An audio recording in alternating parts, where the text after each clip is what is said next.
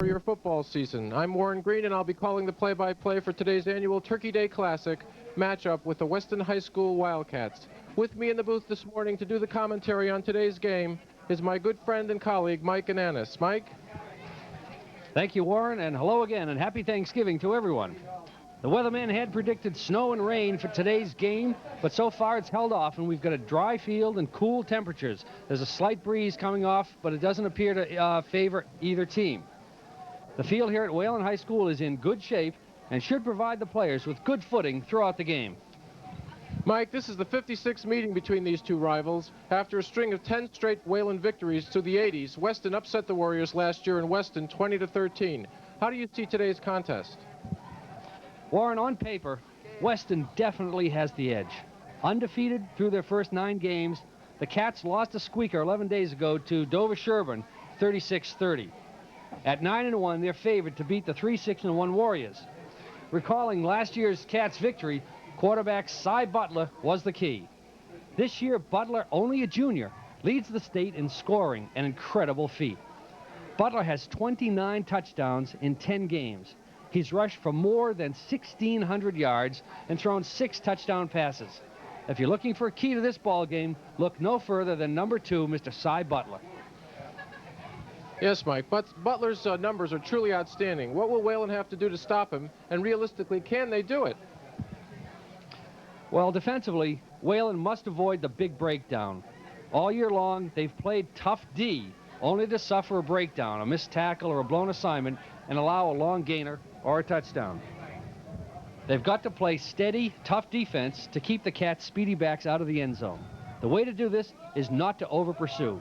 Butler will run the option, keep it, and then cut back. Weston's opponents all year long have given up touchdowns of 50, 60, 70 yards to Butler, mostly because he's been able to cut back against the flow, get into the secondary, and simply outrun everyone. The Wayland D has got to keep their fierce enthusiasm under control. Don't over-pursue when Butler takes it down the line, and stay in their normal alignments and make short tackles. They won't stop him. He's truly an outstanding athlete, but they can slow him down and reduce his dominance. He's not the only player on the Weston team. You're right about that, Mike, and he's not the only speedster. Senior right split end Rob Murray is very fast, and he's caught 28 passes for 335 TDs and 4 touchdowns. On defense, Weston has manhandled just about everyone they've faced. Linebacker Sekou Allen has an unbelievable 114 tackles. He's been all over the field for Weston this year. Well, Warren, they are 9-1 and ranked number 2 in Division 6 and number 17 overall in Eastern Massachusetts. So this is going to be a complete mismatch, right? Well, I don't think so. It has the potential to be a blowout, but here's why I think it won't. Number 1, it's the annual end-of-the-year rivalry. All the cliches apply. You can toss out the record books, the seniors' last game. These all apply in this case. Number 2, Wayland has played a much tougher schedule, and against common opponents, they've scored and played almost identically. Number 3, Weston is without co-captain linebacker and fullback Chris DiBenedetto, out with a severely injured ankle. His rushing and blocking offset Butler's speed and was a perfect foil for teams who tried to key on Butler too much. If Wayland's defense plays tough and doesn't go chasing all over the place, and if the offense can put together a couple of solid, time-consuming drives, keep the ball out of Butler's hands, we could see a very close game. Mike, the Wayland offense is led by quarterback Mike Bernardo. He's the leading rusher for Wayland. What do you look for him? What's he done all year in running the option? Well, Warren, what he's done all year is he's run the option, he's thrown medium passes, and keep the offense fired up. I'd look for Cromwell and Lavin to hit the outside of the tackles with Sterling pounding away up the middle. As always, though, it's who controls the line of scrimmage who will control the game. Both lines have had good years. Perhaps Wayland's more experienced line, plus the fact that they've played against some tougher opponents, gives the slight edge to Wayland in the line play. So it looks like it could be an upset today, but Weston clearly has the advantage in this particular contest. And here come the players out onto the field. Last year's meeting in Weston showed a capacity crowd that I don't know had been whether or not it had even been estimated, but today's performance should equal that. Already we're seeing quite a crowd fill in here.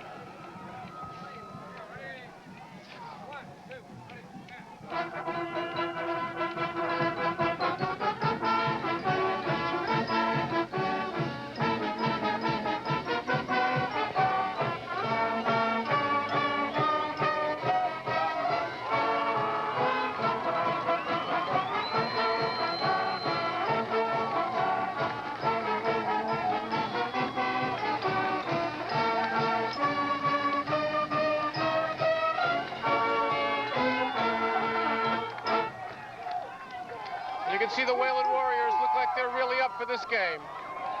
Right you are, Warren, and I think what we'll see is a lot of enthusiasm.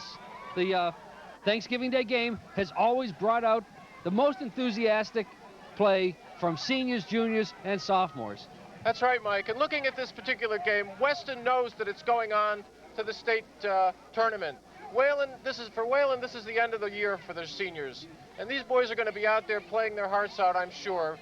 And because there's such a big crowd and we've got a home field advantage, we're looking for a little something extra from the Wayland Warriors today. As we watch the captains going out to the center of field for the coin toss, I agree, Warren. A win today for Wayland would make their season. It's been a disappointing season. Weston, on the other hand, has put together just an outstanding campaign so far. In 10 games, they've outscored opponents by scores of 40-6, and it's just dominated most of the teams. They're gearing up. They're trying to bounce back from a very disappointing loss last week against Dover Sherburne, and they're looking to come back with a win today over Wayland and propel them into the state playoffs, which this year, for the first time, are being done in place of the Super Bowl. All right, the co-captains are out in the middle of the field right now, and the coin has been tossed.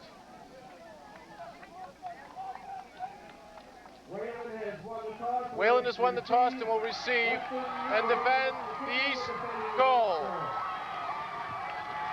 Weston will be kicking off. Ladies and gentlemen, will you please all rise and join with us in the singing of our national anthem?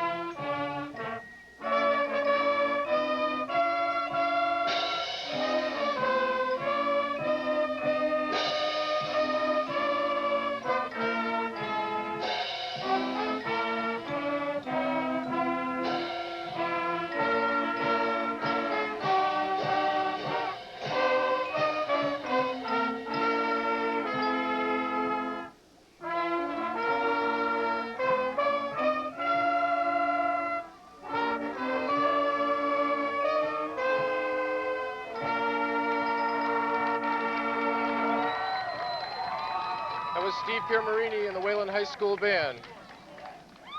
All right, Wayland to receive the kick. Weston to do the kicking at defending the north goal.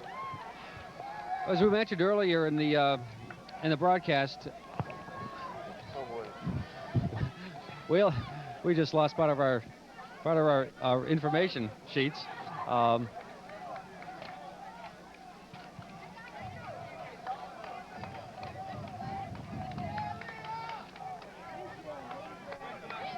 And the Wayland cheerleaders to the rescue. Number 71 kicking off for Weston High School. Back to receive the kick for Wayland High School. Brian Cromwell, number 80. All right, Brian Cromwell is deep for the Warriors.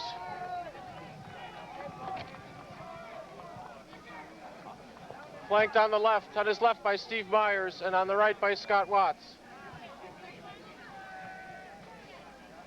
Hi, Laura.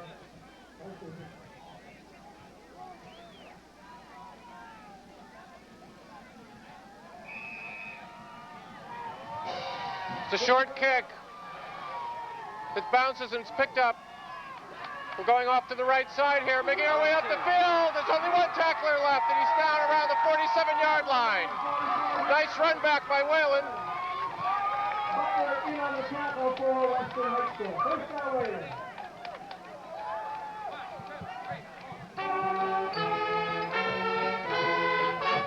The ball is being spotted on about the 45-yard line of the Wayland Warriors. It'll be first down and 10.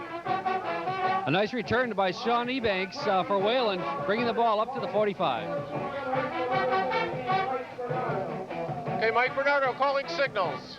The handoff.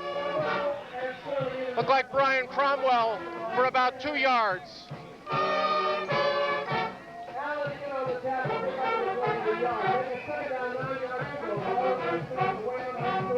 Sekou Allen, the outstanding linebacker for Weston, in on the tackle. He made 114 tackles this year. All right, second down and 8 for the Wayland Warriors. Handoff again to... Is that Cromwell? Yes, Brian Cromwell again. It looked like about a yard. Wayland almost was able to draw Weston offside on that play. Wayland opening up and doing what it does best now, softening up the middle, with Brian Cromwell going first right and then off the left tackle. There's Bernardo calling signals again. This is the option pickup. Pitch out to Cromwell, turning the left side. He's got a first down. He's still on his feet. And he's down to about the 40-yard line of Weston.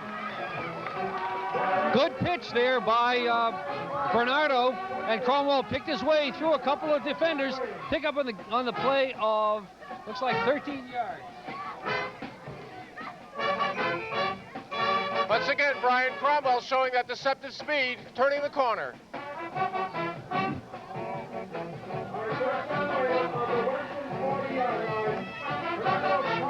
Okay, Mike Bernardo calling signals.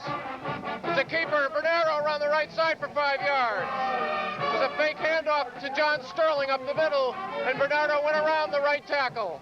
That's a good example of the kind of option that Wayland is going to want to run, with Bernardo running for 5 yards on that play.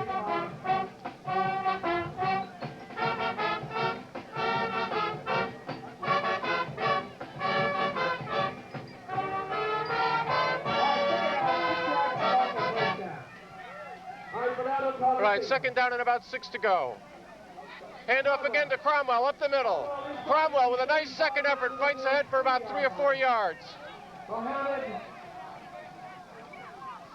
Brian Cromwell, the speedster senior who has been playing split end for most of the year, moved himself into the backfield around halfway through the season and has been a very determined runner. There you saw Cromwell picking up tough yardage inside. That was Ken Mahabadan there on the tackle for the Weston Wildcats. All right, third down and about 3 yards to go for a first down. It's another keeper by Bernardo behind his blocking, following his blocking beautiful for the first down. Very close to it. Mike Bernardo turned that one up kind of short on the first down, Wayland. On the option play, but he's enough to pick up the first down. Ken Muhammad, another stalwart on the Weston defense, making the tackle on that play.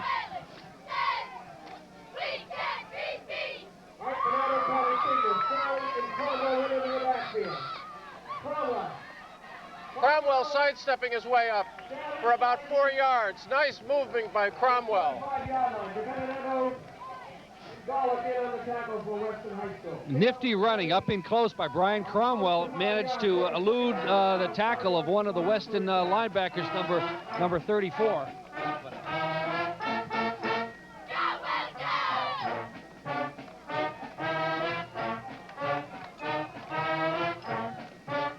Right, Bernardo on a keeper is caught just behind the line of scrimmage by number 46, Brian Collins.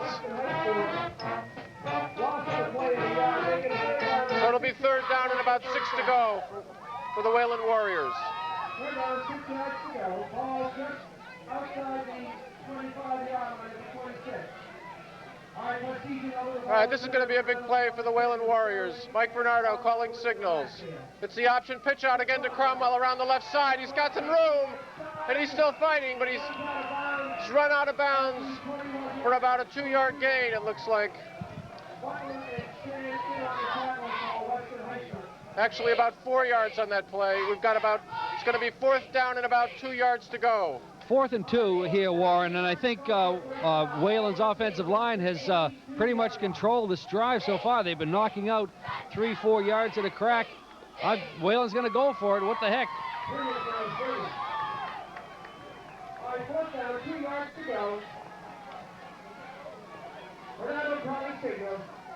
Hand off to Brian Cromwell again, and it looks like he may have done it. He had a lot of open, a beautiful hole opened up there on the right side. Give a lot of credit to the right side of that Wayland line. Bob Jenny, Matt Rutherford. On the right side, they're behind Rutherford and Jenny. Brian Cromwell just smashing his way into the defense for a crucial 1st down for Wayland. So we've got 1st and 10 on about the 19-yard line. And it's another keeper by Bernardo. Nice pitch out. Excellent. Bernardo had come through beautifully, circling the right end. Brian Collins came up to make a great tackle on Cromwell, who only picked up 1 yard on that play. But after a late pitch, Brian Collins from his defensive halfback position for Weston coming up to make the short tackle. Got what looks like a 2nd and 9.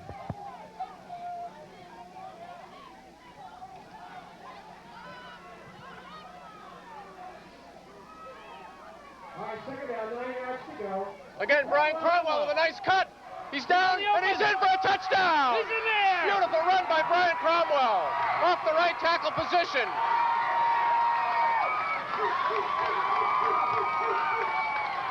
And Wayland showing a substantially strong drive on its first possession.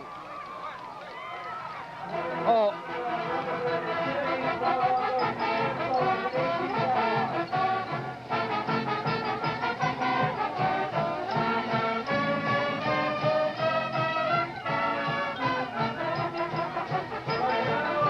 Bernardo back to kick. It's up and it's good. So with 5:56 left in the first quarter, it's the Wayland Warriors 7 and the Weston Wildcats nothing.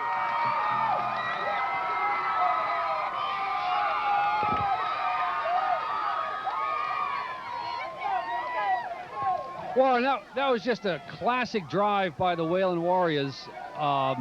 Off tackle, the option play was timed perfectly. Brian Cromwell's outstanding running, particularly on that touchdown play when he took the pitch, took the handoff, went off to the right side again behind Jenny, Chad Miller, Matt Rutherford, and made a great play to the outside to get in the end zone for a 6-0 lead for Wayland. And Brian Cromwell has really come into his own as a runner, as I see it. He not only moves ahead rapidly and very deceptively, but he sidesteps beautifully, and when he's hit, he rolls with the hit very nicely.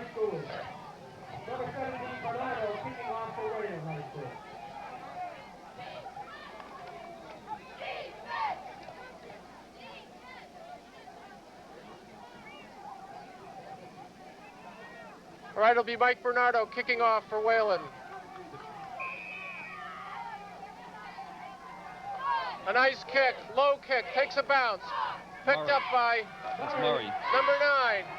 Was caught by the leg and now brought back. He's still on his feet. He's down about the 26-yard line.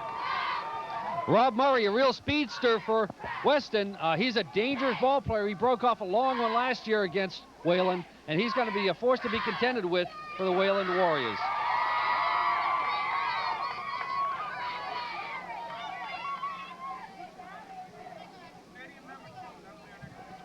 line? 26-yard line for the Weston Warriors on their own 26. They'll be starting 1st and 10. Always nice to have the leading scorer in the state already behind 6-0.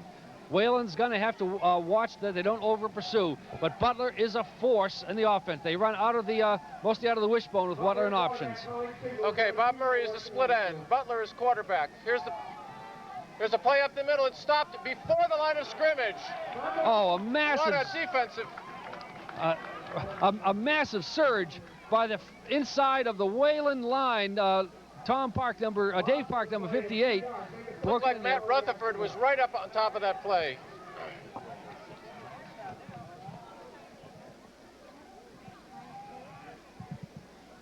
Back to the 24-yard line. That's just the sort of play that the Wayland defense is going to have to get all day long from its players.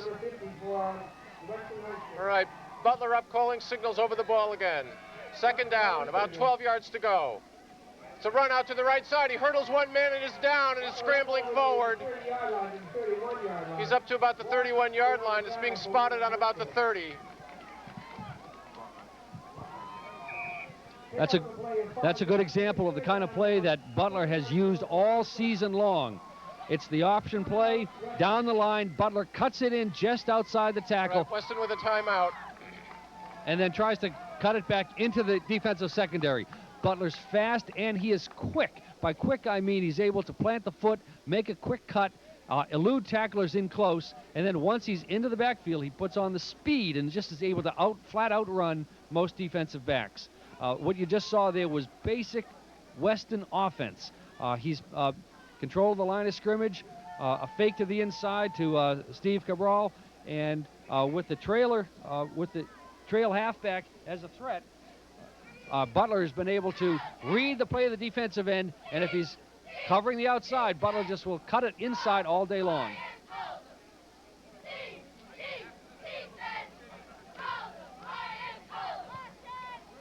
Well, there's no question, Mike, the Wayland defense looks as ready as it's ever been for any game that I've seen them. They certainly look up out there. I can see these guys looking at each other. They're psyched, and they're ready to play. I think you're right. There are a few more seniors on the Wayland team, and this is an important game for them. There's no question about it. They've got a little bit of size on Weston, but the Weston all year long has been the faster of the teams. They've been faster of the teams that they've been playing Saturday after Saturday. And I think today is no exception. They're quicker. Wayland may be stronger. Weston is quicker, and let's see how it matches up. All right, we have a third down situation here with 7 yards to go. Butler calling signals again. And it's a fake handoff. Butler is back, and he's almost caught behind the line. Now he's going to run. He's throwing on the right side. It's an open field runner. And he runs for the first down up to about his own 45-yard line. And that showed you the athletic ability of Cy Butler hurdling a tackler en route. Absolutely, no question about it, Warren. That's just the sort of thing that Butler does. Breaks in the open, and he's just very, very difficult to stop. The Wayland secondary is really going to have to be on its toes for this series of downs as well. Again, Butler rolling out to the right on the option play. It's a pitch out to number 25, who's turning the corner. He's still on his feet. Knocked out of bounds by number 41. Brendan Burke caught him.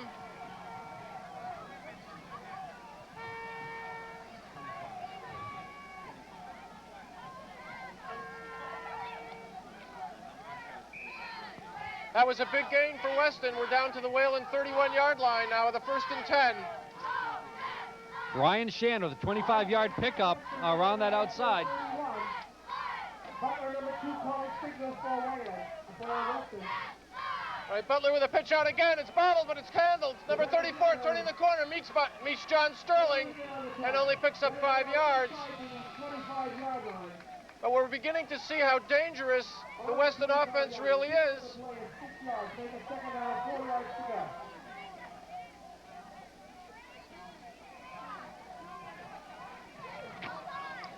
There you see a bit of the speed of the Weston Cats as they're able to get outside now for a 2nd and 5. We've got number 34 in the lineup for Weston. That's Chris Benedetto. Okay, 2nd down and 5. Again, the option pitch out with Butler running. He's caught down there and finally pulled down by John Sterling, who made sure he didn't go anywhere. Craig Lavin, I believe, number 34 in on the tackle there along with Sterling. And again, what you see Weston doing is stringing the play out along the sideline. And what we're seeing is Wayland giving a tremendous amount of ground in order to stop this running game.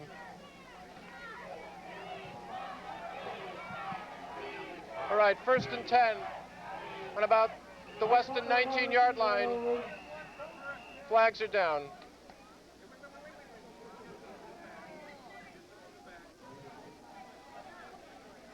Illegal procedure, Weston.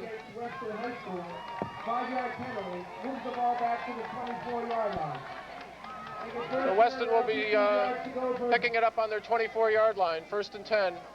First down, 15 yards to go, ball at the Wayland High School 24. They told us to use two. I don't know which one.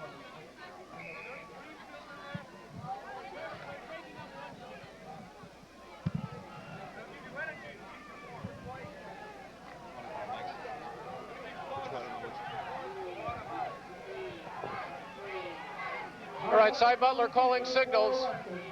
It's a fake handoff. Butler back to pass. There's nobody open. He's hit well behind the line of scrimmage and sacked. Craig Lavin in on the sack, rushing in, and that's just exactly what Wayland needs is to.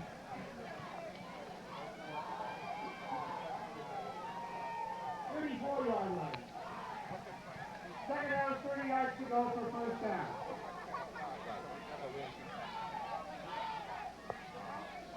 All right, so we've got a big loss here. We're back to the 34-yard line of Weston. It'll be first down again, second down, excuse me, and a long, looks like about 30 yards. Butler with a rollout to the left side. He's keeping it. He's still on his feet. Nobody's caught him yet. He's down to his 20-yard line. He's down to the Wayland 20-yard line on that play. Outstanding speed by Cy Butler on the left side, and a good block downfield by Murray. Really opened it up, and they've picked up about 10 yards in that play. It's now 3rd and 12. All right, this is a big down for the Weston Wildcats.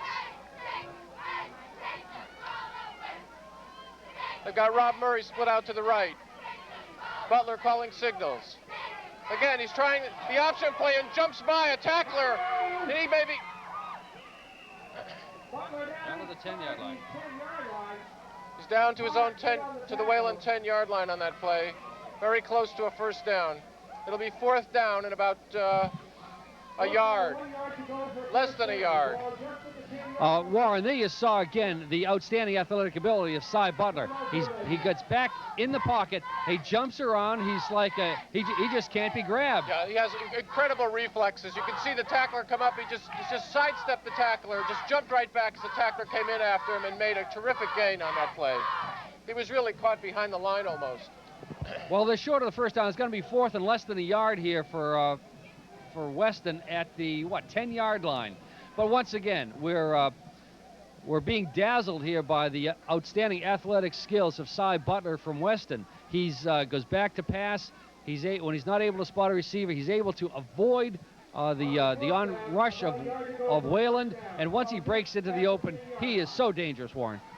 Yeah, his ability to scramble is truly another force to be reckoned with here. It just leaves the secondary of the Wayland Warriors almost... Well, they're grasping at air is what they're doing. All right, here we are now. 4th down and about a half a yard to go. Butler calling signals again. And it's a keeper again by Butler, and he's jumping through tacklers. And I don't know if he made it or not. This could be very close. Pick up on the play there to enough to make the first down and goal to go. First down, and Butler was caught by 3 Wayland tacklers trying to turn the right side. Clock moving with 1 minute, 16 seconds remaining in the first quarter here. Again, what you see is Butler leaping in there, putting the ball dangerously out, reaching for those extra yards. So first down and goal to go on about the Wayland 8-yard line. Butler over the ball, calling signals again. He's rolling out to his left side and keeping it again off the left tackle, and he's close to being in there. Down to the 1-yard line.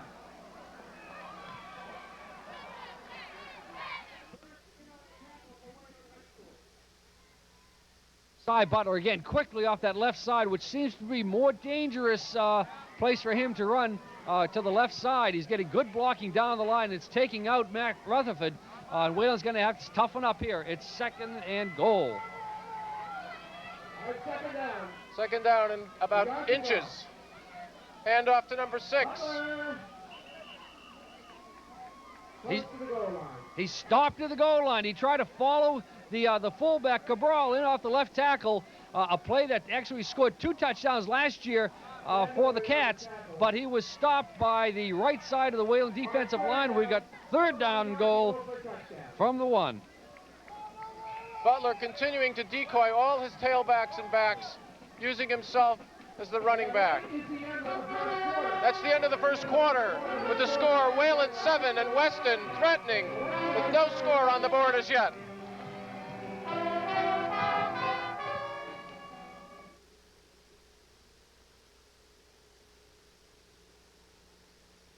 Possession, using up an incredible amount of time on the clock. You're right, Warren, and this isn't something that we didn't expect. Both teams are very strong up front in their lines, and we expected to see rushing, good rushing on both sides. We haven't seen anybody put the ball up in the air yet, although Weston has gone back to pass a couple times. They've been covered by the Wayland defensive backs, and Butler's been forced to run out of the pocket. All right, now we've got a third down situation for the Weston Warriors.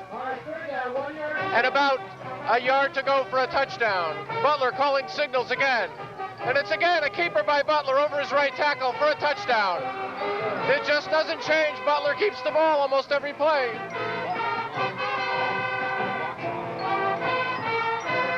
Very difficult type of play to defend against. Not only do you have the linemen opening the hole, but then you have his blockers, in the name of halfbacks and tailbacks, coming in before Butler in order to continue to open up and provide for blocking for him. You're right, Warren. What we'll see is probably some play similar to this on the extra point. They don't have a kicker. They're going for 2 on the extra point. And Butler's rolling out to his right side. He's got man in the end zone. And he got it. 2 points. There was some question as to whether his feet stayed in, but I guess it did.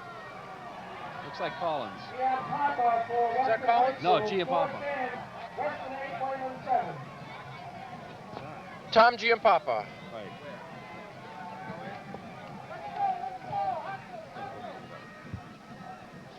Well, there you saw the option and the skills of the quarterback Butler, who rolled out. Of course, always a threat on the outside, and that's a very difficult play for the defense to cover. If that's split in this case, Giampapa blocks down. The defensive backs have got to come up to contain the sweep. As soon as he blocks down and sees the defensive back coming up, Giampapa released to the corner of the end zone. Butler hit him, made no mistake about it. Wayland leads now 8-7. That's exactly right, Mike. Butler carrying the ball 90% of the time. Anytime he moves out to the right, he's going to draw the defense up, and that's what he did, and he left the ends open. Madden kicking off for Weston High School. Cromwell, number 80. All right, it'll be Madden kicking off for Weston. With the score 8-7 Weston. It's a low kick up the middle being taken by Brian Cromwell. Cromwell's going to try the right side. He's coming up around the right side, turning the corner. He's by several men. He's still on his feet. And up and out of bounds at the 45-yard line of Wayland. Nice run by Brian Cromwell, who's been doing it all year for Wayland. Excellent run, and he's put the speed on up the right side. He went and picked it up at the 15-yard line. A 40-yard return for Cromwell. 1st and 10.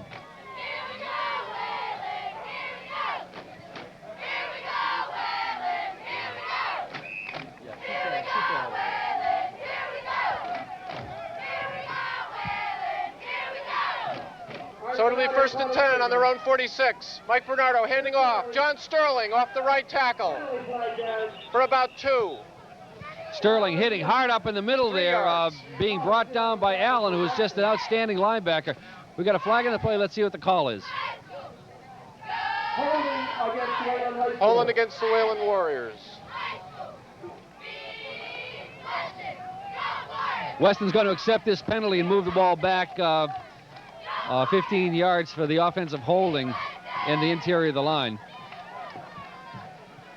This is going to be a big series of down now for the Wayland Warriors. First down now, 20 yards to go. So it'll be 1st and 20 for Wayland on about their own 37-yard line.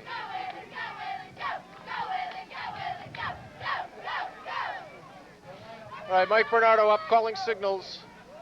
Brian Cromwell, the tailback. John Sterling, the fullback. It's a back to pass. Bernardo. Oh, and it's intercepted off the hands of number 49. Chad Miller couldn't pull that one down off the sky, and Ryan Shan picked the ball up off the grass tops at about the 50-yard line, fell forward to about the 47-yard line. It's going to be 1st and 10 for Weston. Well, that's a big break for Weston there.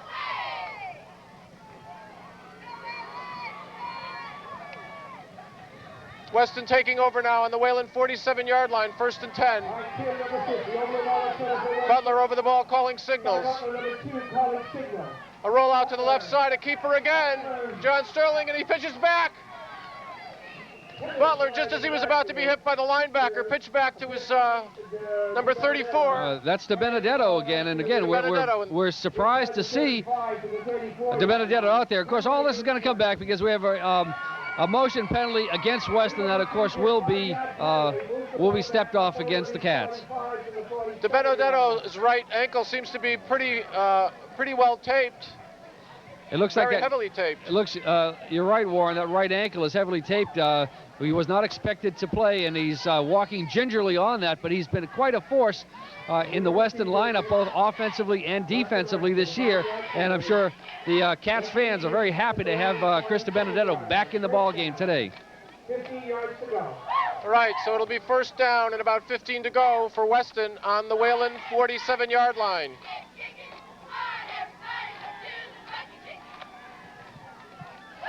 Cy Butler up calling signals over the ball.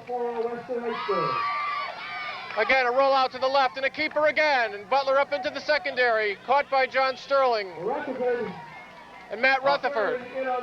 Matt Rutherford and Sterling are doing just what they've got to do. Whenever Butler runs away from them, to Butler's left, for example, they've got to stay down and hold down close pursuit to the line of scrimmage.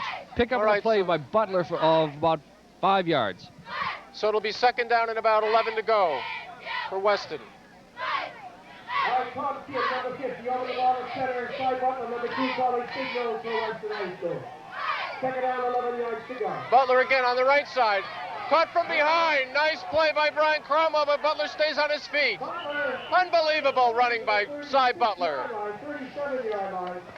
Right you are, Warren. And again, this is we're seeing something very unusual today. Cy Butler's great athletic ability. You can't arm tackle him. You can't hit and pop off him. He's going to keep running, and he made a second effort on that play to pick up 4 yards for Butler again. A 3rd down and 6 yards to go for the Weston Wildcats on the Wayland 37-yard line.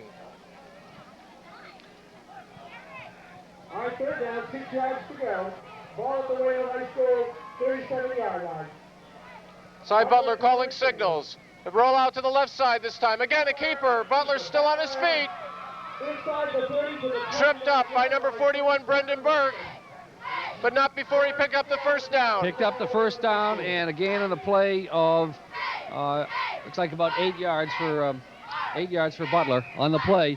Again, taking the ball up, holding on to it and running inside. The key to this is that the Weston offensive line is getting to the linebackers, cutting down their angles of pursuit and giving Butler the opportunity to get up there for these gains. I have never seen someone with so much open field running room as Cy Butler. And can he use it? Again, rolling out to the right. Looks like a pass, but now he's free for the option. He's going down, he's throwing. There's someone in the end zone. It's Benedetto for the touchdown.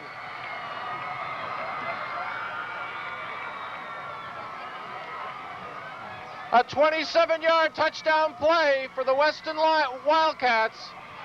But Cy Butler rolling out, being chased and throwing on the run to Chris DeBenedetto, crossing the end zone to his right side. Set up perfectly by the option plays. Once again, Butler running to his right, getting some open room. When his receivers are covered, he starts to run. That loosens up those Wayland defensive backs, and they let go of their receivers to try to come up to stop Butler. and they're wide open. And now we're seeing the balance of this Weston offense, both the running ability and the passing. They're going for 2 again. Cy Butler almost brought down and hit behind the line, and then just dances into the end zone for 2 points. Slippery Cy Butler, unable, the Wayland defense just unable to wrap their arms and hold this guy down tightly, and this is something that Wayland has got to do here if they have any hope of containing this very quick. In the first half, the score is Weston 16 and Wayland 7.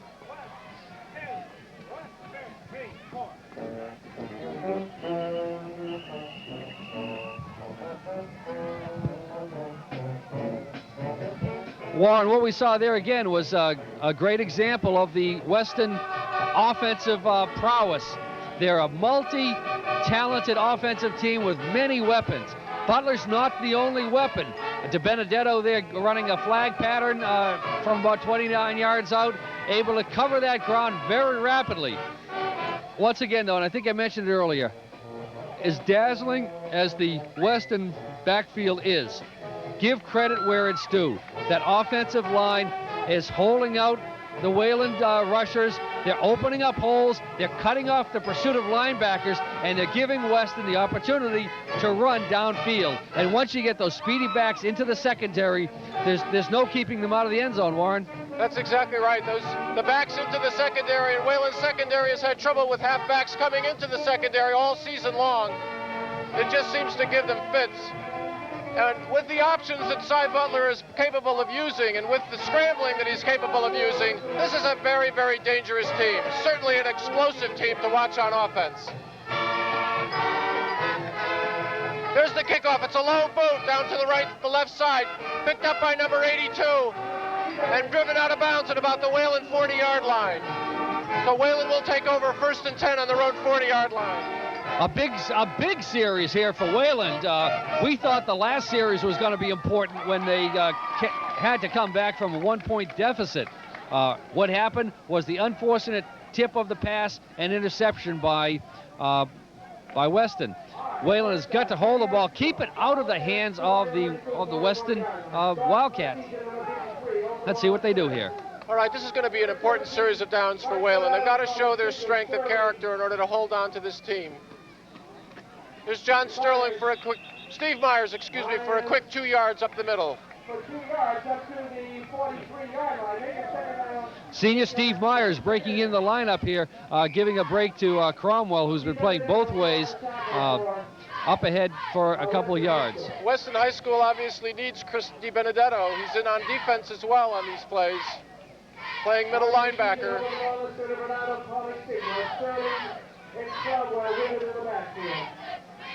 Okay, it's Mike Bernardo back to pass. He's being rushed, and he's being hit behind the line of scrimmage. He breaks away, and he's running down the right sideline. He's still up on his feet and makes it back just beyond the line of scrimmage for maybe a yard pickup. A great play. Here's Mike Bernardo doing a little bit of his own Cy Butler imitation, avoiding the rush of the Weston Wildcats, and breaking away to regain the line of scrimmage, and it's going to be 3rd and 8 now.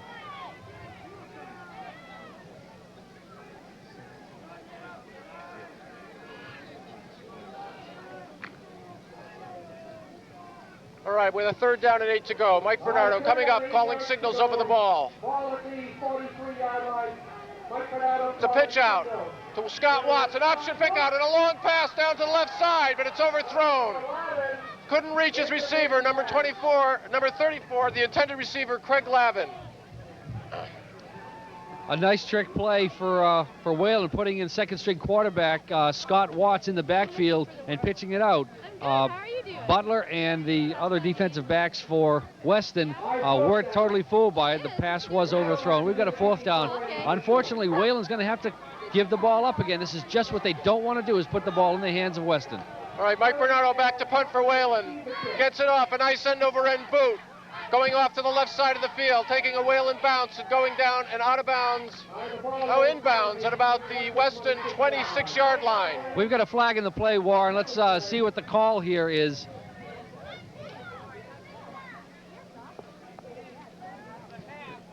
This might be offside, but let's see it. Yeah,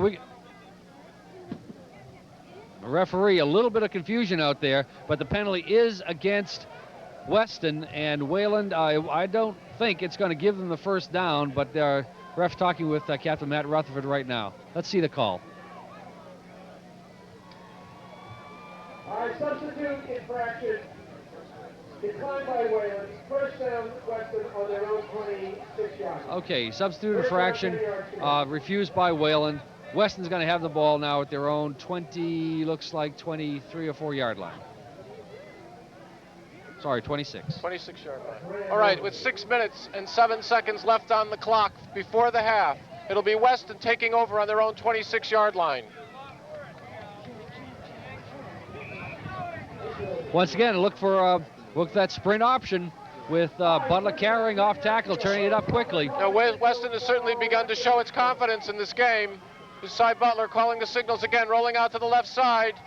And again through the secondary, very quickly, still on his feet. There's nobody there. He's gone. Cy Butler. Touchdown, Weston. No flags in the play, Warren. Cy Butler doing what he's done all year long. That one from the 27-yard line. A 73-yard touchdown by Cy Butler. An unbelievable burst of speed, the way he went through the secondary of Wayland. He was through it so quickly, and then back to the safeties, and outran the safeties for 73 yards. That's just the sort of thing that Weston has been doing all year long. Butler breaking through deep in his own territory and just outdistancing everybody in the secondary, putting Weston up ahead now by a score of 22-7. All right, Weston will again go for 2 points. A whistle on the play. Weston calls a timeout. 5:53 left on the clock in the first half. With the score, Weston 22, Wayland 7. Well, Warren, I think our viewers are seeing, being privileged to see really an outstanding show here put on by the Weston Wildcats. I think anyone who has seen the teams that Wayland has played all year long will agree that the Weston Wildcat team is not a fluke. They're a solid team end to end, and put that together with the outstanding backfield speed, quickness, and athletic ability of players like Butler, DiBenedetto, Shan, and others. This is really a force to be reckoned with. They really are deserving, Warren, I think, of their number 17 ranking in the state that they currently enjoy. Right you are, Mike. And not only that, but they show the kind of confidence that is needed. I mean, they just never wavered once from the moment they got onto the field. I mean, the Wayland drive in the first 5 minutes was a significant drive of the whole game. And beyond that, Weston has clearly dominated confidently the entire game. They certainly have. Wayland had that unfortunate interception at the beginning of the second quarter. They ran 3 plays and out. The second time they get the ball here, and Wayland scored each time it's gotten the ball. So Cy Butler up to the ball again, calling signals for the 2-point conversion. He's back to throw, and it's wide. Threw behind the intended receiver. The intended receiver, Collins, got a hand on the ball, but was unable to come down with it. Once again, we're looking at a crucial opportunity here for Wayland to get back into this game. At this point, they are on the verge of being blown out. The Cats have come back relentlessly and devastatingly with lightning-quick speed, taking advantage of every missed tackle or blown assignment on the Wayland defense. Wayland's got to hold on to the ball. Yeah, Wayland, I'm sorry. I was just going to say, Warren, that Wayland's got the ball now with a little bit less than 6 minutes to play in the first half. They've got to hold the ball and control it. They've got to keep the ball away from Weston, or they're going to be in for a long turkey day. And Wayland has got to do what they do best, too, on the ground. They've got a good ground game. They've used it effectively. They know it works. They've got to use it. And they've got to dig in defensively and not lose their stamina and not lose their purpose in this game. Another low kick, onside kick, and it goes out of bounds at about the 37-yard line of Wayland. That's the second onside kick that Weston has attempted. When the ball is kicked out of bounds, then Wayland, there's a penalty against Weston for illegal procedure. They've got to put the ball in play. Wayland is now going over the options with the referees, and they may decide to take the ball right there at the 37-yard line. Illegal procedure against Weston is declined, and that's just what Wayland is going to do, is put the ball into play right there at the 37-yard line. All right, so it'll be 1st and 10 for Wayland on their own 37. And again, this is going to be a very significant series of downs for Wayland. They've got to show that they can still move the ball. Let's watch the offensive line and see if they're able to handle any of those cat defenders up front. Okay, Mike Bernardo calling signals. Hand off to Brian Cromwell up the middle. Nice run by Brian Cromwell, about 6 yards.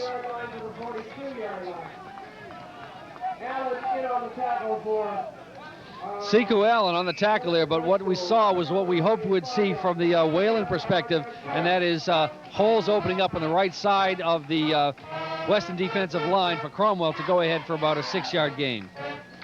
All right, 2nd down and about 5. Mike Bernardo calling signals. This time to John Sterling. Sterling for about 2. A little counter play in there by the Wayland offense, trying to offset the effect of Sekou Allen cheating over into that left tackle hole. But again, it's a big play for Wayland. They're going to have to start knocking off some yards here. All right, big down for Wayland now. 3rd down and about 3 yards to go. Mike Bernardo calling signals again. It's the option pitch out. Bernardo's hit behind the line of scrimmage and pitches out just as he's going down to Brian Cromwell, who picks up the 1st down. Nice play by Brian Cromwell.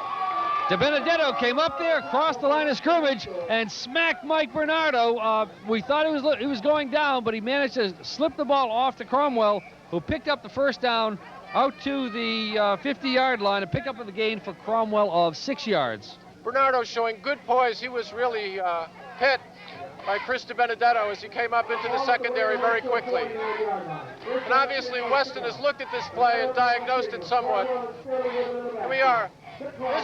Here's a crossbuck to number 80, Brian Cromwell, who picks up about 3 yards. A little slow developing play in the backfield there, but Cromwell is picking his spots. It's been effective early on. And this is something that perhaps Wayland hasn't done all year long. It's a slower developing play, but given the quickness of the Weston team, this might be benefit to Wayland.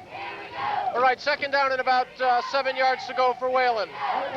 Bernardo calling signals. It's a pitch out again to Brian Cromwell, who's turning the right side. He's got some running room, and he could be gone, and he is. He's down the right side, and it's going to be a touchdown for Wayland. Brian Cromwell,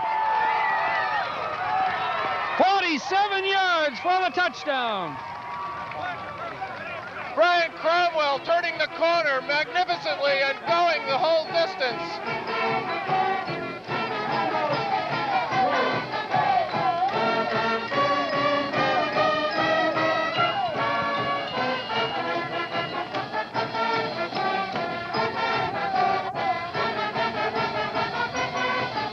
Well, that's just the sort of boost that the Wayland Warriors needed. Down 22-7 with time running out in the second period here.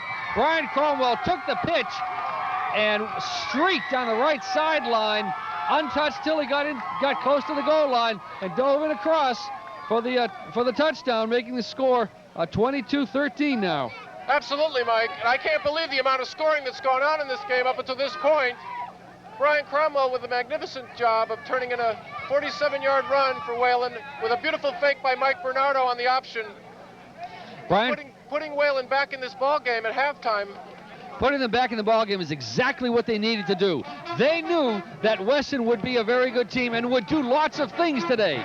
What Wayland needed to do is stay close into the 4th quarter, and we may have a very interesting day.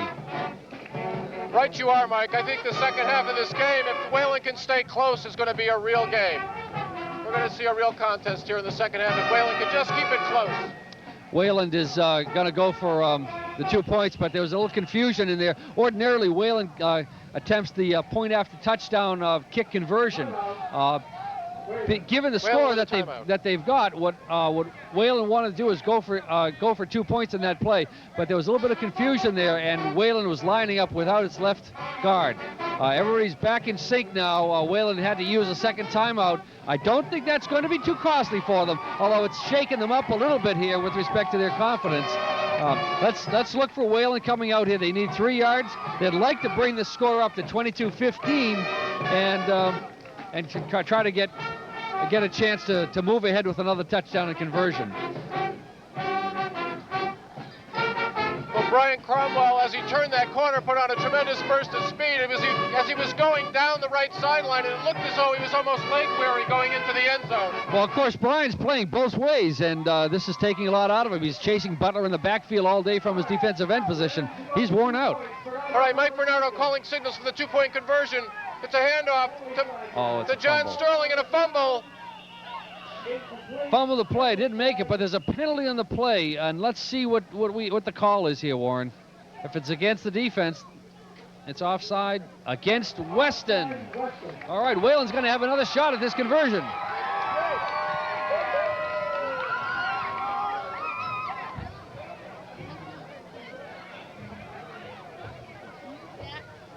All right, Mike Bernardo back talking to Coach Hermanowski. Wayland will be picking its play this time, going again for the 2-point conversion.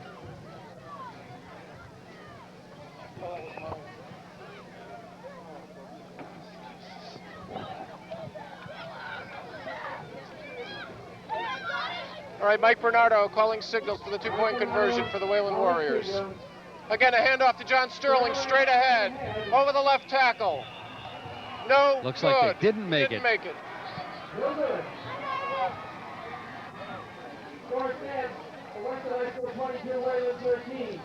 Nonetheless, Wayland is able to score a touchdown and stay close to Weston. Although they're trailing by 9 points here, there's 3 minutes to play. Wayland's got to stay up and play good contained defense now. Hold Butler, contain the Wildcats, and try to go into halftime trailing only by a touchdown. All right, that may have restored Wayland's confidence in order putting another 6 points up on the board like that. I think the way Weston was rolling, that it really did look like the Wayland Warriors were going to be somewhat on a one-down position confidence-wise, and it may have given them an extra boost to really come back and play some strong defense against Weston. The fans are behind them, and the seniors are certainly not going to be giving up. The Weston team, they want to beat Wayland in the worst way to go into the playoffs with only 1 loss on their record. But once again, we're going to see a lot of emotion here, and I'm sure the second half is building up to be quite a contest. All right, Mike Bernardo will be kicking off for Wayland. It's a nice boot, high boot off to the right side. Taken by the speedster, number 9. He's up the middle, he's still on his feet. His gang tackled at about the zone 34-yard line. Rob Murray taking that kick and returning it about 15 yards out to the 33-yard line for Weston. So it'll be 1st and 10 for Weston on their own 33-yard line, with about 3 minutes and 29 seconds left to play in the first half. All right, I expect to see Weston go back to what it's been doing successfully all year long. Butler down the line, cutting it back up inside. Weston all along has been a very aggressive offense, and I would expect they would continue in a very aggressive fashion. Here we are, Cy Butler again off to the left side with the same play. Into the secondary again, caught by number 49.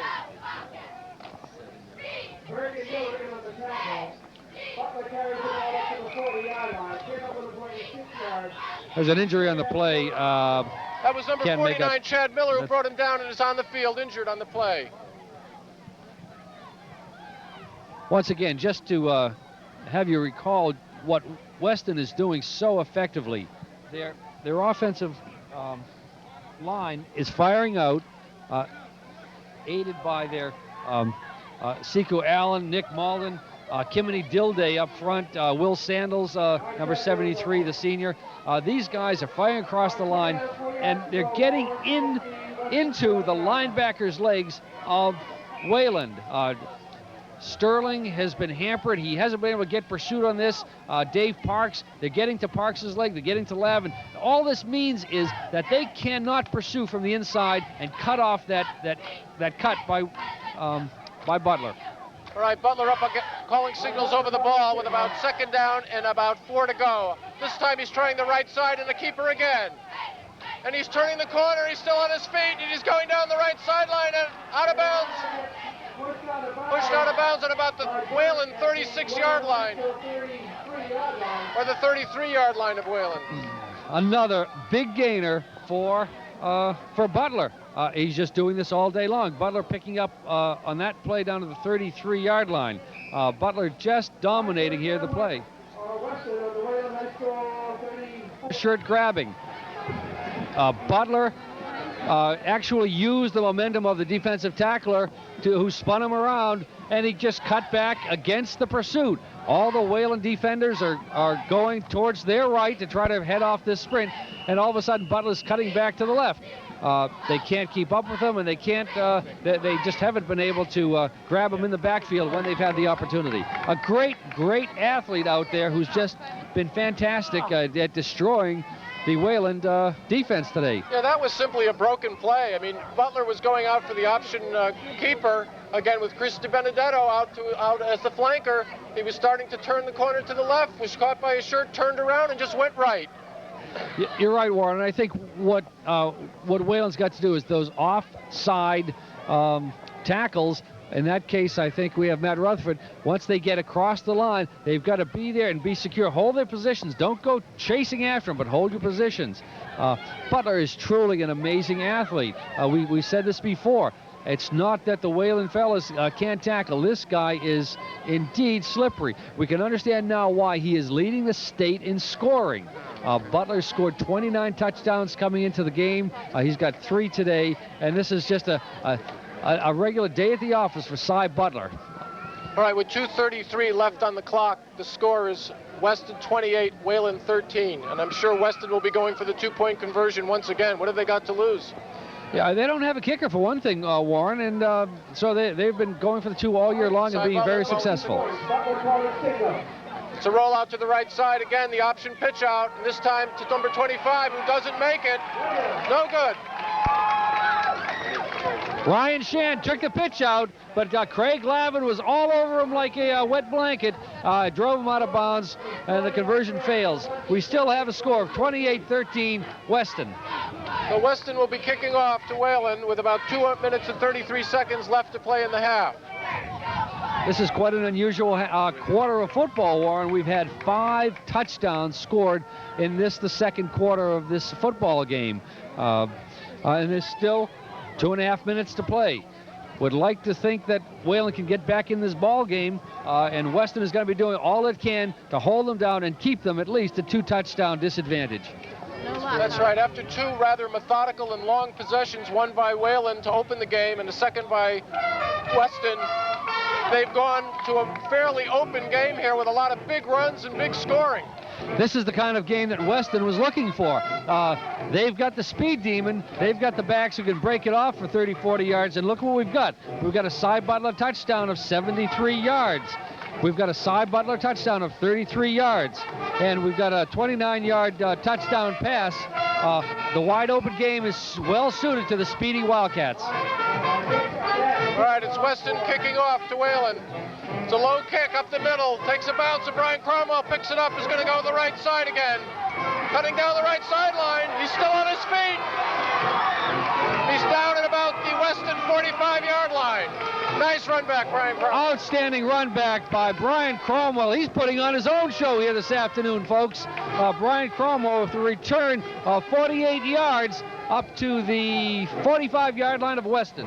Give a lot of credit for the Wayland blocking on all those plays. I think the Wayland is setting up a very, very nice wedge for Brian Cromwell to make his way up the field.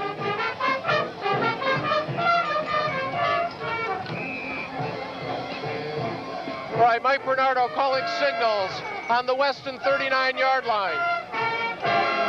pitch out to the left side. Scott Watson, the reverse to Brian Cromwell, trying to the right side. Picks up about 5 yards before he's brought down. Cromwell, 5-yard pickup, brought down by Collins, who was not fooled. Collins stayed at home from his defensive left halfback position and just stayed at home, did just what he was coached to do, was not fooled on that. Wayland had a good line of blockers set up to hold off the ends and linebackers, but Collins wasn't fooled. He stayed at home and allowed only a 5-yard pickup by Cromwell. Wayland seems to have added another dimension to its backfield where they bring in Scott Watts for an option either to throw or to keep it. On that play, it was a reverse. And now they've got Scott Watson as the split end to the right. Wayland again had to call a timeout. There was a little personnel confusion there on the team as who was in at what positions. It's just the sort of thing that the Warriors don't need to happen. But once again, what we have is the Weston team is holding their own, playing good, strong defense, and Wayland, I think, is going into the deep bag of tricks. They're going into the last few pages of the playbook because standard activity for Wayland has been only marginally successful. As Warren is pointing out, Scott Watts finding his way back into the backfield, sometimes as a back, sometimes as a wide receiver. Anything can go here because he's a threat to throw the ball or to carry it later on. All right, it's second down and about 5 yards to go for Wayland with 1:40 left in the first half. Mike Bernardo calling signals. Bernardo with the option keeper, and this time he pitches back to Brian Cromwell again, trying the left side, but he's only picks up about a yard. Hey, Jim. Weston is coming up very quickly, meeting Bernardo very well, and then going for the tailback coming around behind him. Right you are, Warren, and Weston defense playing with Sekou Allen going in there, holding up, tying down the quarterback, and when Bernardo's got to pitch, the defensive backs for the Wildcats coming, that's Ryan Sean coming up there to make the tackle. All right, this is a big third down play for Wayland. A minute left on the clock in the half. John Sterling in motion. Bernardo out to the left side on a keeper, and he's picked up the first down and a little more. Wayland mixing up its plays. We're seeing plays now that we haven't normally seen most of the season.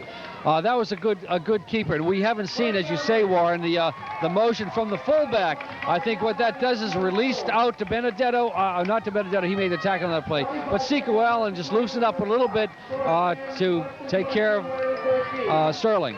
So it's 1st and 10 Wayland on about their 33-yard line. Bernardo back to pass. It's out of bounds. Incompleted pass, so it'll be 2nd down and 10.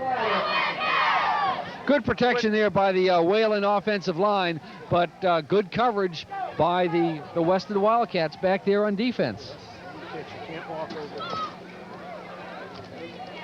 Each time that Mike Bernardo has been back to pass, he could use a little bit more time. The defensive ends have been coming in and just pinning him, and he could use another couple of seconds in order to really get off a pass.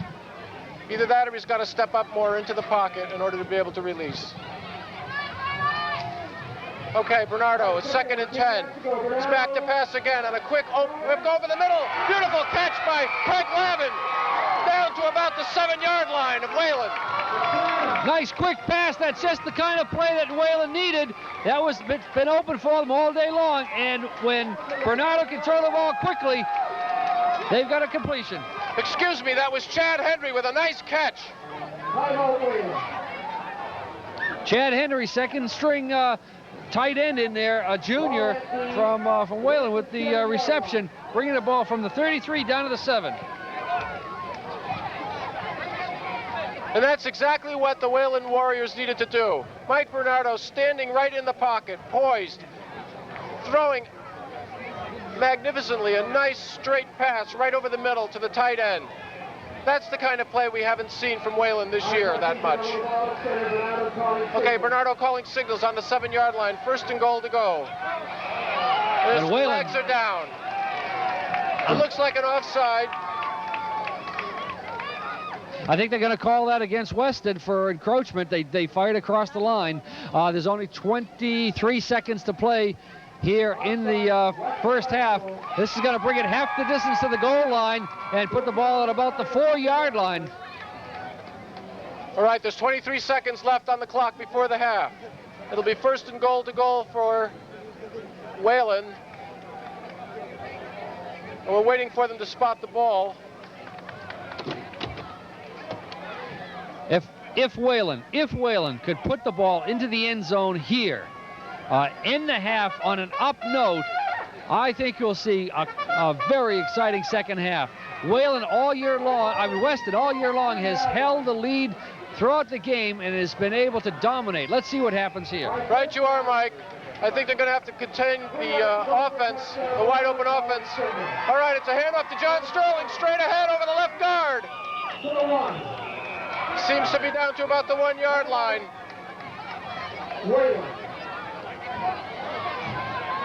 17 seconds to go. Wayland had to call his timeout. Right down on the 1-yard line. Timeout has been called with 17 seconds. The ball on the 1-yard line. They've got 17 seconds. I think they're out of timeouts.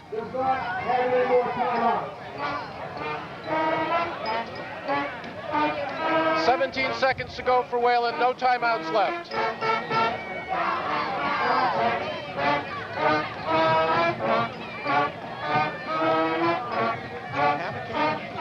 I get the feeling, Warren, that what Wayland is interested in doing down here in the goal line is to run hard over their interior linemen. That's exactly right, Mike. I think I would think about it the same way. That's what their strength is. Look for Sterling again to try to go over Rutherford or Jenny. Not a bad call in a situation like this would be to try to mix them up and keep the ball by Bernardo. The problem with this is Wayland has no more timeouts. If they don't score here, they're going to run out of time. That's right. They've got to hurry up for another play if they don't score this time. And there it is to John Sterling, who dives, and he's in there. Touchdown. John Sterling over the left guard position for 6 points for the Wayland Warriors. With 14 seconds left on the clock.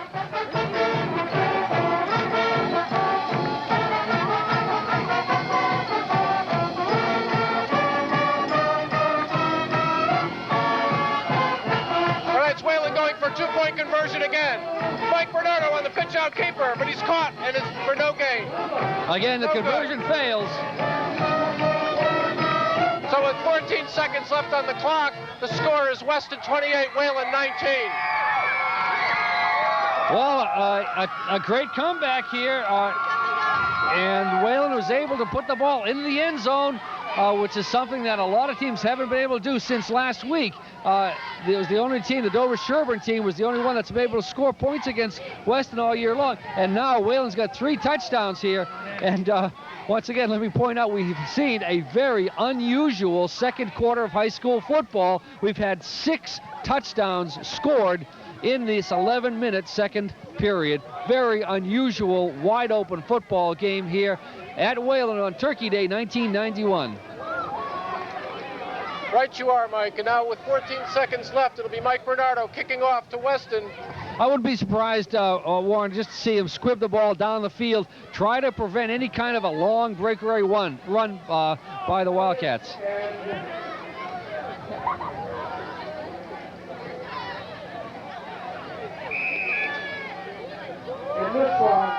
Hey, it's a high kick, dropping down on about the 20-yard line, picked up in the play, and down on about the 26-yard line of Weston, where they'll take over. A safe play there by the Weston receiver just to down the ball and not to risk the fumble. But we've got a first down. Let's see what Butler's doing here with 13 seconds remaining. Let's see if Butler tries to run a play to attempt to invade the Wayland end zone, or if they just sit on this one and go into halftime with a 28-19 lead.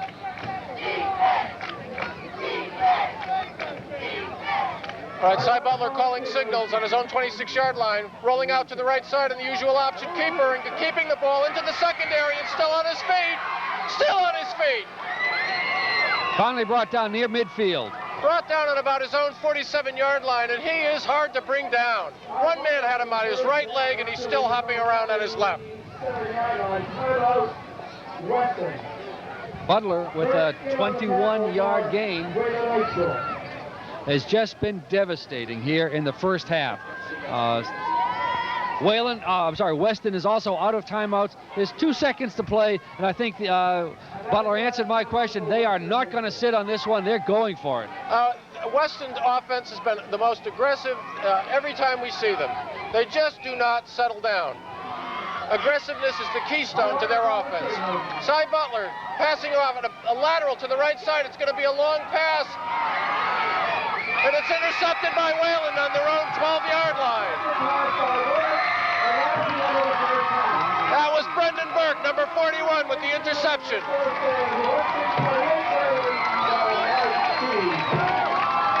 Okay. And that ends the first half with the score here at Wayland Stadium. Weston 28, Wayland 19, and we'll be back at the end. No question about it, Mike. Cy Butler has been a force to contend with. His option maneuvering, his broken plays, his ability to turn tail and run any side of the field has been just an incredible force to be dealt with for the Weston secondary. I mean, the Wayland secondary. Cy Butler has 199 yards rushing in the first half. I mean, that's a day and a half for most football players, and he's still got another half to play. Not to be outdone, Brian Cromwell playing perhaps his finest football game of his high school career here at Wayland. 116 yards rushing in the first half.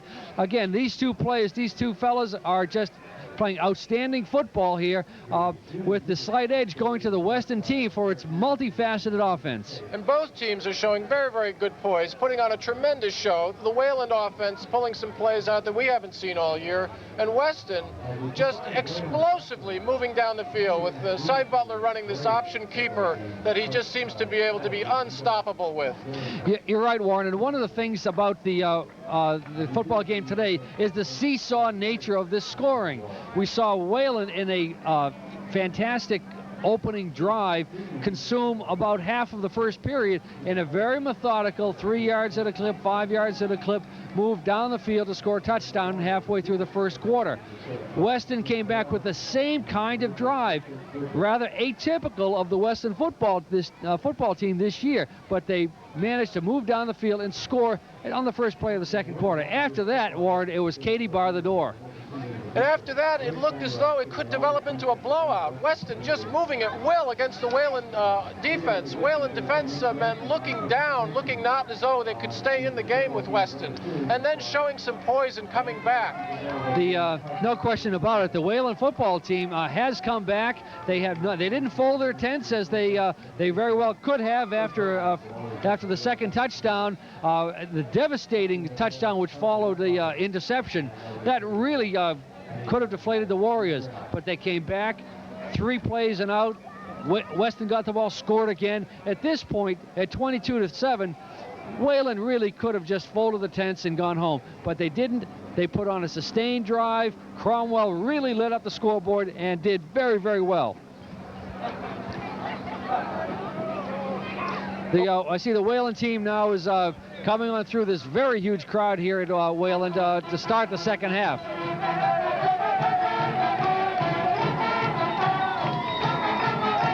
All right, the Wayland team is coming onto the field. Led by Bob Jenny, Mike Bernardo, Matt Rutherford. The seniors of this team really hung together through a very frustrating season. Remember, Warren, that the season started with a 1-touchdown loss to a strong Linfield team. They then lost by 1 point in the next 2 ball games, each of them losses by 1 point. They then lost to Acton Boxborough by only a touchdown. Warren, we looked at 4 of their losses by a total of less than 15 points. It's been a very frustrating season. As we said at the top of the show, a win here today for Wayland would make their season. Weston is not to be outdone. They want to fly into the new playoff schedule with a win over their arch rival. It's been a long time. Weston won last year. They hadn't won in a long time. They want to start a tradition of their own. Yeah, I think Wayland really needs to maintain their poise, their focus, and their confidence in playing against this Weston club. I mean, they can really be some of the maneuvers that Cy Butler is capable of producing, the explosiveness can be devastating for the Wayland defense. And I think they need to just maintain their poise, stay in there, and really, really maintain a focus of their attention and their skills in blocking and up front assignments. I think you're right, Warren, and of course what Weston's going to do is just what they've done all year long. I don't look for them to change one single thing.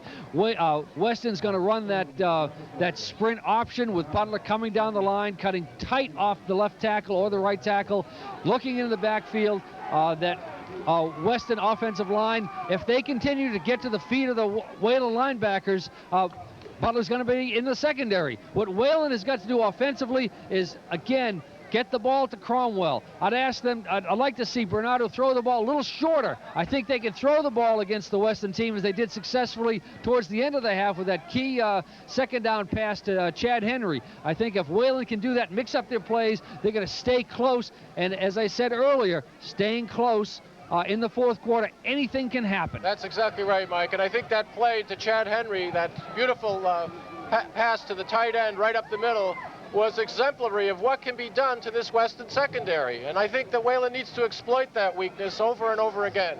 If Bernardo can keep the ball short, if he's given enough time, and that's a pretty big if.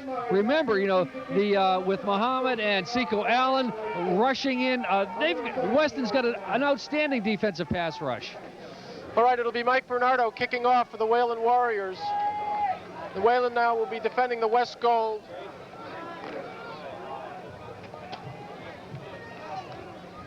Once again, I hope that I think Bernardo is looking to keep the ball away from number 2 Butler. Okay, they got the 2 speedsters back. Butler and Murray are back. Butler is going to be taking it on his 20-yard line, straight ahead. Now he moves off to the right side. He's still up and tackled beautifully. A nice ankle tackle, which is what is needed for Cy Butler.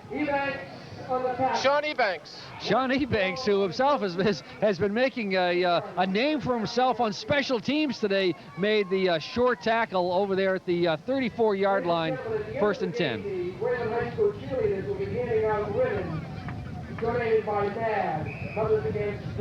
So Weston will be starting on its own 34-yard line, 1st and 10, with Rob Murray split out to the right side. 3 tailbacks and Cy Butler. Here it is, the option keeper to the left side again, bumps into his own man and laterals out to the left side. It's a fumble recovered by Wayland on the 31-yard line. A poorly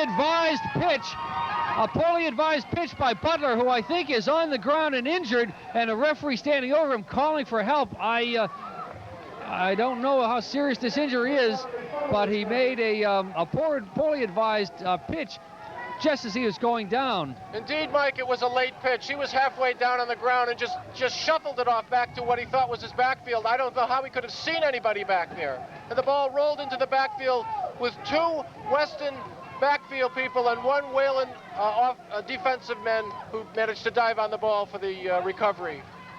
So the ball will be spotted on the Weston 31-yard line, and Wayland will take over 1st and 10. Warren, I didn't see who recovered that fumble, but it looks like Butler's getting up. I think he had the wind knocked out of him, although they're looking at his left shoulder and left neck, side of his neck. He appears to be okay, which is a great relief. The Weston fans are very happy to see him, and I think and all true fans recognize in the spirit of athletic competition, an outstanding performer. But we've got a 1st and 10 from the 21-yard line. All right, Mike Bernardo calling signals over the ball with John Sterling and Brian Cromwell in the backfield. To hand off to Brian Cromwell off the right tackle. Big opener for 5 or 6 yards. Brian Cromwell with a nice quick hitter off the outside, and Collins bringing him down after a gain of 5 yards. 6 yards. Take a second down, 4 yards to go for a 1st down. All right, so it'll be 2nd down and about 4 to go for Wayland. Wayland showing consistent blocking up front, opening up a nice hole for Brian Cromwell on that play. All right, Bernardo calling signals. Sterling and Cromwell with him in the backfield. Again, handoff to Cromwell, this time over the center. Beautiful run by Cromwell. Once again, Brian Cromwell knifing his way up through the center of the line. Don't be deceived. Cromwell's speed to the outside has been tremendous, but he's a nifty runner inside, picking his way through the hole for a big first down. Right you are, Mike. He seems to be able to sidestep very nicely and good head fakes. All right, the ball is spotted on about the 17-yard line. Bernardo calling signals. This time to John Sterling, right up the middle, untouched. He's down to his 10-yard line. Nice run by John Sterling. 10-yard pickup for Sterling, close to the first down. They're going to measure here. John Sterling, who I think played the best game of his high school career last week in the 13-13 tie with Newton South, burst up the middle in that play for a big 10-yard gain, bringing it close to a first down at about the 7-yard line. Change is stretched, and it's a first down for Wayland. Be first and goal to go. Right you are, Mike. John Sterling playing a tremendous game last week, both offensively and defensively. Looking very, very sharp. What's the story there? Right, first and goal to go at about the 7-yard line. It's Cromwell, breaks away from the yards and goes off to the right side for a nifty touchdown. Brian Cromwell, not following his blockers, just made a quick cut to the right and waltzed into the end zone for a quick 6 points. Brian Cromwell, seeing that the hole was clogged up right over Rutherford and Jenny, slipped out to the right side. Nobody there. Brian slammed to the end zone for another touchdown. A great 7-yard gainer and a touchdown. And then now the attempt for the conversion. Here's the point conversion. It's up and it's good. And Wayland is right back in this ball game with 9 minutes and 33 seconds left to play, and the score 28-26 Weston. A great offensive surge by the offensive line of Wayland behind Jenny and Rutherford and Scott Parsegian, the captain at center. Boy, they've done a wonderful job on that drive with Cromwell capping it off, a 7-yard touchdown run to bring the score Weston 28 and Wayland 26. And these seniors have certainly distinguished themselves today. Ladies and gentlemen, they've really gotten up for this game. We have to give them a lot of credit. That front line has just been incredible.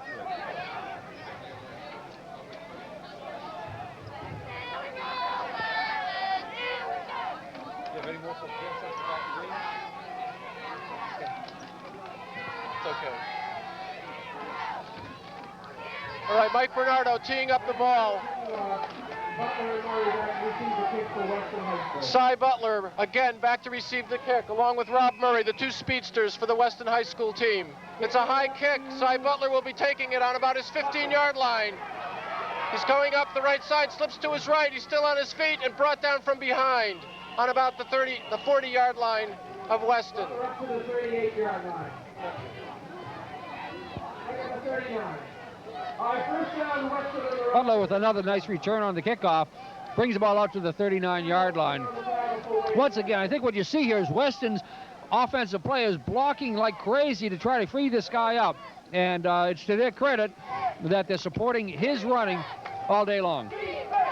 All right, Weston with the same offense, the same backfield lineup. Chris Benedetto, DiBenedetto in motion, and Cy Butler on a keeper again, caught from behind, this time by number 75, Rutherford. Matt Rutherford closing down there. Don't be mistaken. Cy Butler is more than just flash and speed. I think what you saw in that case, he tucked the ball up inside off the tackle and carried Matt Rutherford, who's 6'7", 235 pounds, for about a four additional yards. That was truly remarkable, Mike. I have to agree with you on that. It was just an incredible piece of work. 6 yards to go. Butler calling signals. All right, this time off to the left side. It's the option keeper to DiBenedetto. Open field tackle by number 41, Brendan Burke. Comes to the first down. It looks like he picked up the first down. DiBenedetto picking it up on a nice nifty bit of running out there. Sterling playing the outside as well as Burke on the tackle.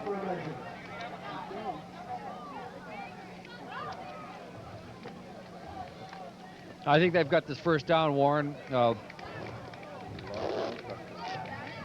this is going to be a key series of downs regardless. Wayland has got to prove that they can stop the Weston offense and force them to punt. I mean, we haven't seen them punt all day, really. We haven't had a punt all day long, with the exception of the interception at the end of the half and the fumble by Butler here to start the second half. They're the only two turnovers that we've seen. It's been a clean game, not a lot of penalties, and it's a hard-fought, clean, excellent high school football game. And it's first down for Weston on their 49-yard line with 8 minutes and 42 seconds to go in this third quarter. Cy Butler calling signals. Fake handoff. It's a keeper again by Butler, who's sweeping the right side, turning the corner and being driven out of bounds for about a 7-yard, 8-yard gain. Brent Tewksbury in on the tackle after a gain of 8, but I think what we saw then is the left defense, linebacker for Wayland, Craig Lavin. If he gets caught up inside with that block, there's nobody on the outside until you get to Tewksbury, and that's all Butler needs to pick up about 9 yards in the play. So it'll be second down and 1 to go. Wayland certainly does have its hands filled defensively, containing Cy Butler. I mean, this has got to be the most potent offense that I think they've seen all season. Handoff straight ahead to number 25, first down. Ryan Shan smashing up ahead for about 6-yard gain. And that was the most unconventional play we've seen today, and actually the most conventional at the same time. It's the most conventional by traditional football standards, but to see Weston going after a straight-ahead play, very unusual. But I think what they realize they have to mix it up.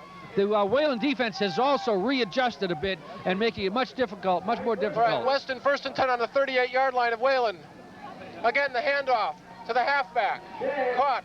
Shannon. Down inside the 35 to the 32-yard line. Tewksbury on the tackle. It'll be and 11 for Wayland High School. It'll be second down and about 5 to go. Second down, 5 yards to go. At about the 32-yard line of Wayland. Wayland has adjusted its defense. Weston, to their credit, has adjusted its offense. Wayland is stacking up on the inside, trying to keep the blockers off the linebackers. And what Wayland's doing is Weston is running straight at them. Again, the handoff, this time to DiBenedetto, still on his feet, sidestepping and down to about the 20-yard line. Nice run by DiBenedetto.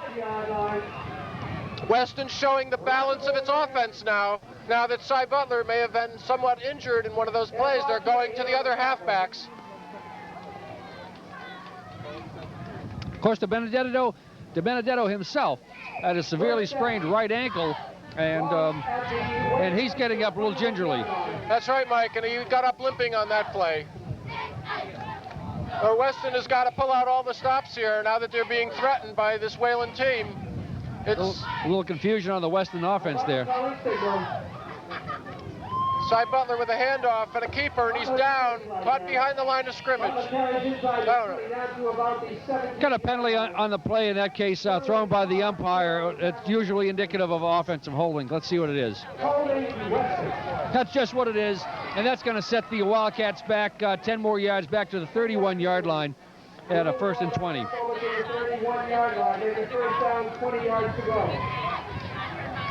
All right, with first and 20 to go, and not a lot of field to work with, this is going to be a real test for the Wayland defense.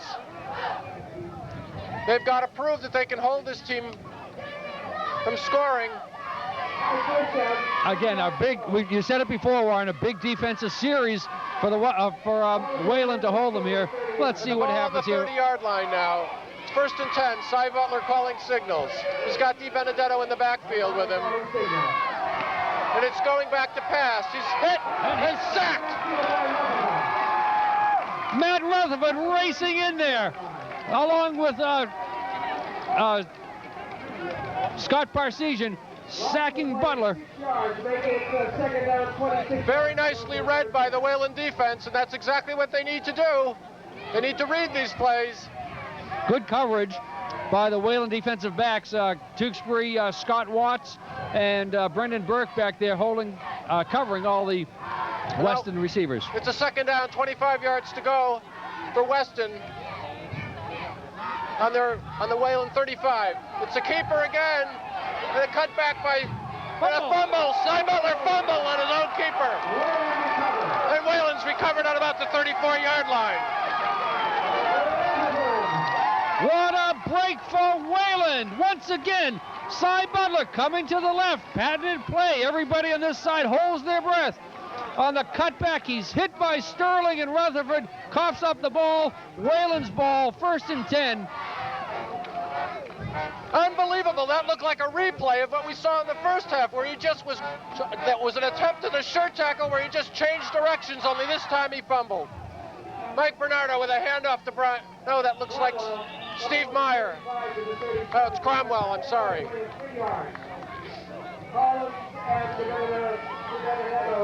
Wayland, looks like Cromwell's come up a little limping there. He may have pulled a hamstring, or maybe he just got a cramp. I think he's just got a cramp in his left leg. I think he's going to be okay.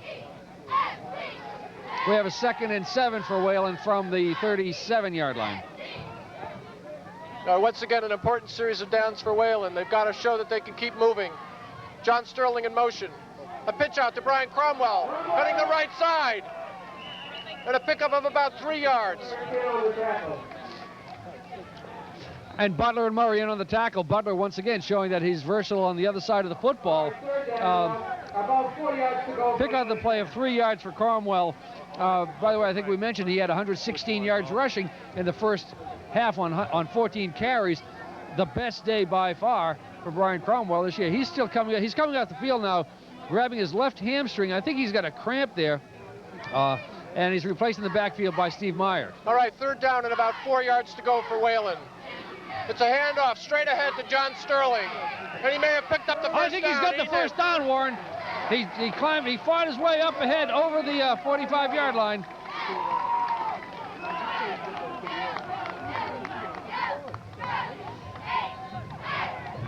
Big play there for the Wayland Warriors to pick up that first down. They can hold on the ball at their own 45. All right, 1st and 10 for Wayland on their own 45-yard lines with 4 minutes and 35 seconds left to play in the 3rd quarter. Bernardo with a handoff to number 30, Steve Myers, number 27, for about a yard. 2 yards.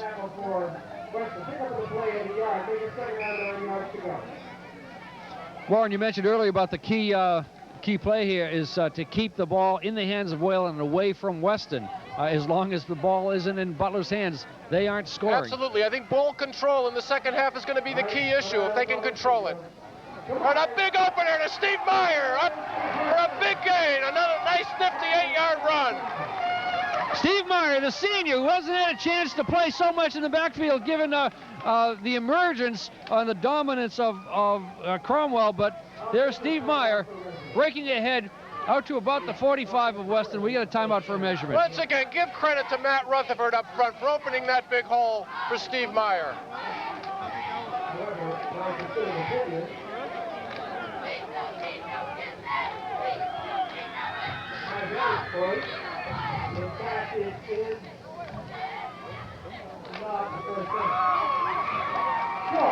Well, we were a little premature on that one, ladies and gentlemen. They're short for a first down for about the length of a football. Well, so 3rd and 1 still. It's a good. This is going to be a good relief for the Wayland defense to have the offense out on the field as long as they have been. So it'll be 3rd down and about a foot to go for Wayland on the Weston 45-yard line. And at this point, I'm sensing, and I may be wrong, but I'm sensing that there's a turning point in the momentum of this game. And Wayland seems to be controlling the ball well. A straight ahead for Bernardo for 2 yards in the first down. Quarterback keep. Nice play by Mike Bernardo, who saw the opening there and just drove ahead for the first down. And that's the kind of heads-up, sensible ball playing that Wayland's got to continue if they have a hope of catching up to Weston.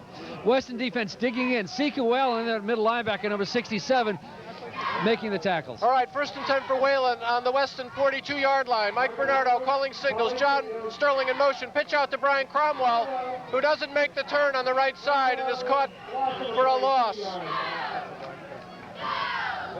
clock is running. I think actually Brian fought his way back to the line of scrimmage. It looked as if he was going to be knocked for about a 3 or 4 yard loss. Cromwell has managed to fight his way back to the line of scrimmage. We're going to have a second down and about 10. Have to give a lot of credit to Brian Cromwell. That was a good second effort, even on a situation where he was almost thrown for a loss. I'd like to see the throw the ball here. All right, handoff to John Sterling off the left guard again. Beautiful run. John Sterling with a pickup of about 7 or 8 yards on that play. I mentioned earlier, I'd like to see Wayland try to throw the ball. They haven't done it very much. When they do, I think it's open. But what they're doing is they're keeping the ball on the ground and driving the ball up. We have a 3rd and about 5.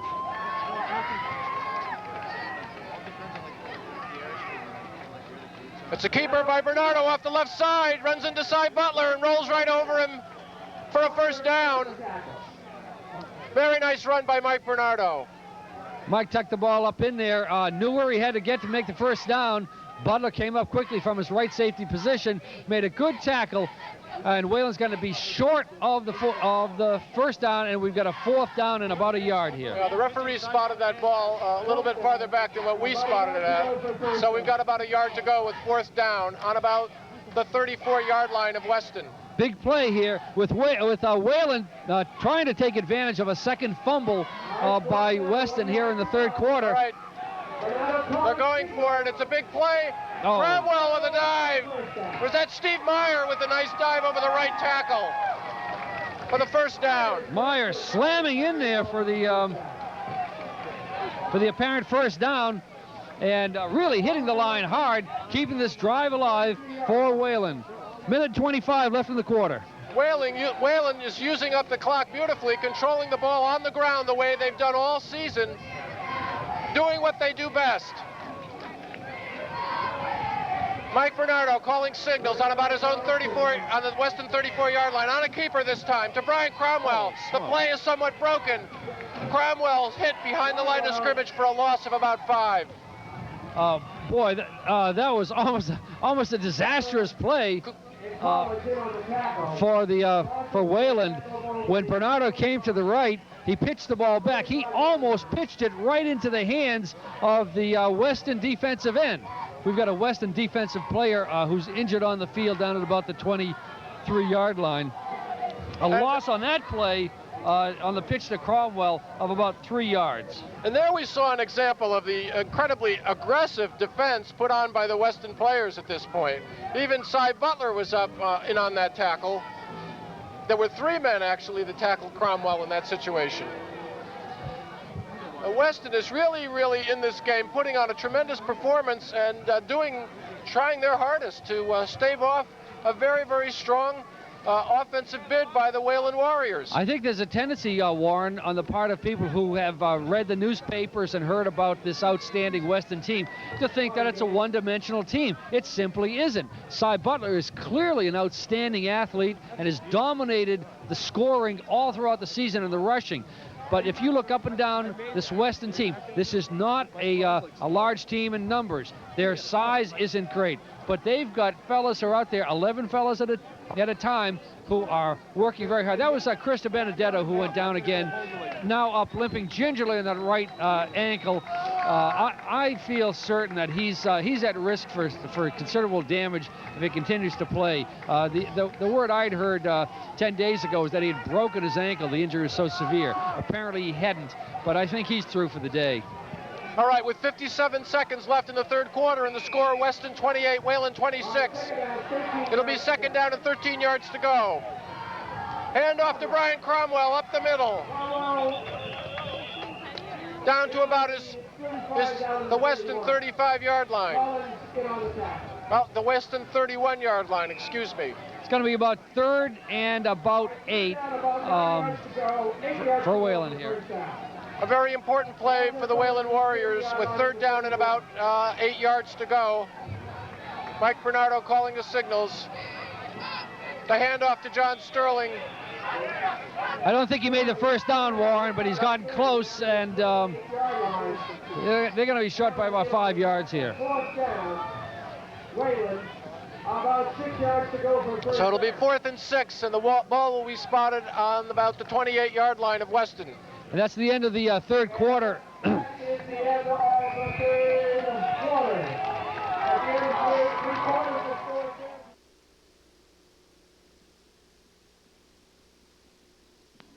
Even give and take with this Weston team. In fact, defensively or offensively, I would say that the line at this point, the Wayland line, is clearly a dominating force in this game. I think you're correct on that one, Warren. 2 major fumbles in that third quarter by Cy Butler. One of them, he came up pretty slowly, although he doesn't seem to have.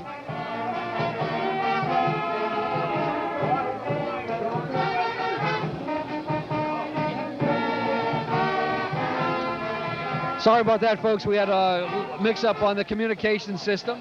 All right, Here's Wayland. Wayland lining up. 4th down, Brian Cromwell up the middle. what For a first down. What a play by Brian Cromwell to start the fourth quarter. 4th down, 5 yards to go. And that could have been the turning point of this game, ladies and gentlemen. What an incredible run by Brian Cromwell. Big play for Cromwell, bringing the ball first down at the 21-yard line. And the Wayland line continues to open up these holes for their backs. Mike Bernardo calling signals again, 1st and 10. Hand off again to Brian Cromwell, who slips when he receives the ball in his gang tackle. They're now beginning to key on Brian Cromwell. Brian was bent over backwards on that one. A little slow getting up. Pick up on the play of 2. Make a second down, 8 yards to go. Ball just inside the 20-yard line at the Weston 19. All right, so we spot the ball on about the Weston 19-yard line. It'll be 2nd down and about 8 yards. A long 8 for the Wayland Warriors. Mike Bernardo calling signals again. Hand off to John Sterling for about 3. Down to the 16-yard line. Sterling is hitting the middle of that line faster and harder than I have seen him run all year long. John had been plagued by some plottishness in his step, but he's hitting that line with great speed now, and it's making all the difference in the Wayland offense. Right you are, Mike. I've never seen quite as much explosion in his takeoff as I have today. All right, it's 3rd down with about 5 yards to go. Mike Bernardo on a keeper, caught at the line of scrimmage for maybe 1 yard. Bernardo keeping the ball in close, and Dilday and Allen making the tackle. We've got a 4th down and about 3 or 4 yards. 3 yards to go for a first down. Close to the 4. All right, with 4th down and about a long 3 yards to go, Mike Bernardo is coming in with the play. We've got 9 minutes left to play in the game. I think we're going to see Cromwell Weston again. Ahead, 28 to 26. Ball inside the 15 of the Brian Cromwell off to the right tackle, pushing, and falls up short of the game. Short of the gain, and it will be 4th. Weston will take over on about their own 12-yard line. A disappointing end to a very good drive. The Weston defense proving that they're a tough team, really up to that challenge, fill the holes, tough tackling, turn the ball back over to their offense at the 14-yard line. And now the Weston defense has got to stay awake. Butler is so dangerous in these situations.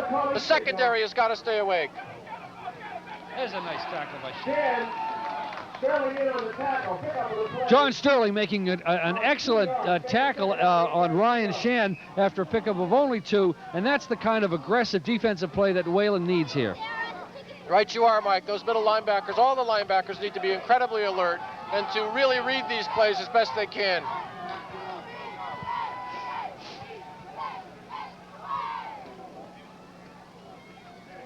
Cy Butler trying the right side, still on his feet. It's very difficult to bring down, and looks like he made the first down. getting hit on the tackle. Cy Butler moving up along the left side with sweeping the left side. Just what we've seen all day long, Warren. I think they are actually most effective when Butler runs to his left, and that's as he did in that case there for a 10-yard gain out to about the 26-yard line. So it'll be 1st and 10 on the Weston 26-yard line. Weston trying to bust out from under the shadow of its own goalposts here. Ooh. And Wayland hitting hard down low. John Sterling in there again. A big hit. You could hear it up here, folks. A lot of leather on leather out there, and Butler being held for a gain of only 1 yard. Excellent defense on the part of the Wayland Warriors. Ball on the 27-yard line, 2nd and 9. 7 minutes and 27 seconds left on the clock. 2nd down and about 8 yards to go for Weston. It's Butler on a keeper again, and he's hit once again. And the Wayland defense is really putting on a show here. Swarming defense, and we haven't seen a lot of that. To the credit of the Weston Wildcats offensive line, they've protected Butler very well. But in that case, giving him only a pickup of 2 in the play, we saw 3 black-shirted Wayland Warriors in on the tackle. The pursuit on Butler has really stepped up another notch, ladies and gentlemen. This is a big play, 3rd and about 6 from the 30-yard line. If Wayland can hold them down here, they get the ball back with around 6 minutes to play. All right, Butler in a 3rd down situation with 7 yards to go. It's a keeper again by Butler, still on his feet. Once again, running to his left, Butler breaking through a tackle and picking up a key 1st down, a pickup on the play of 14 yards. That was Craig Lavin on the tackle. Cy Butler has just been there when Weston has needed him, and he's been the key to this game.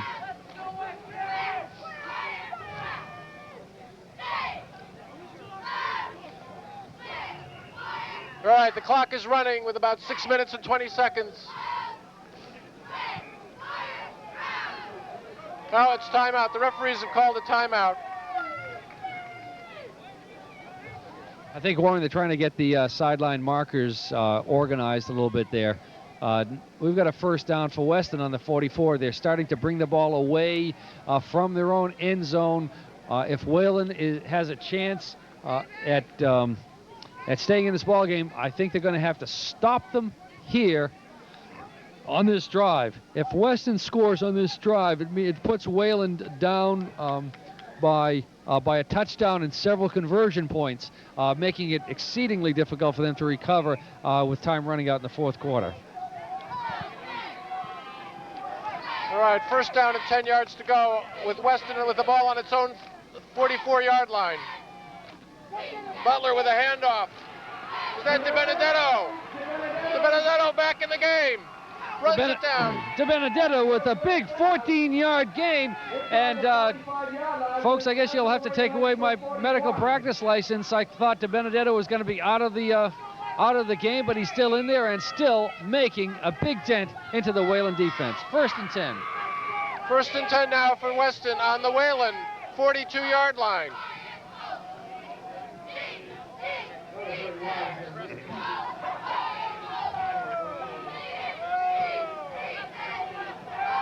Cy Butler up calling signals. The 3 backs behind him. Going out to the right, and his usual keeper.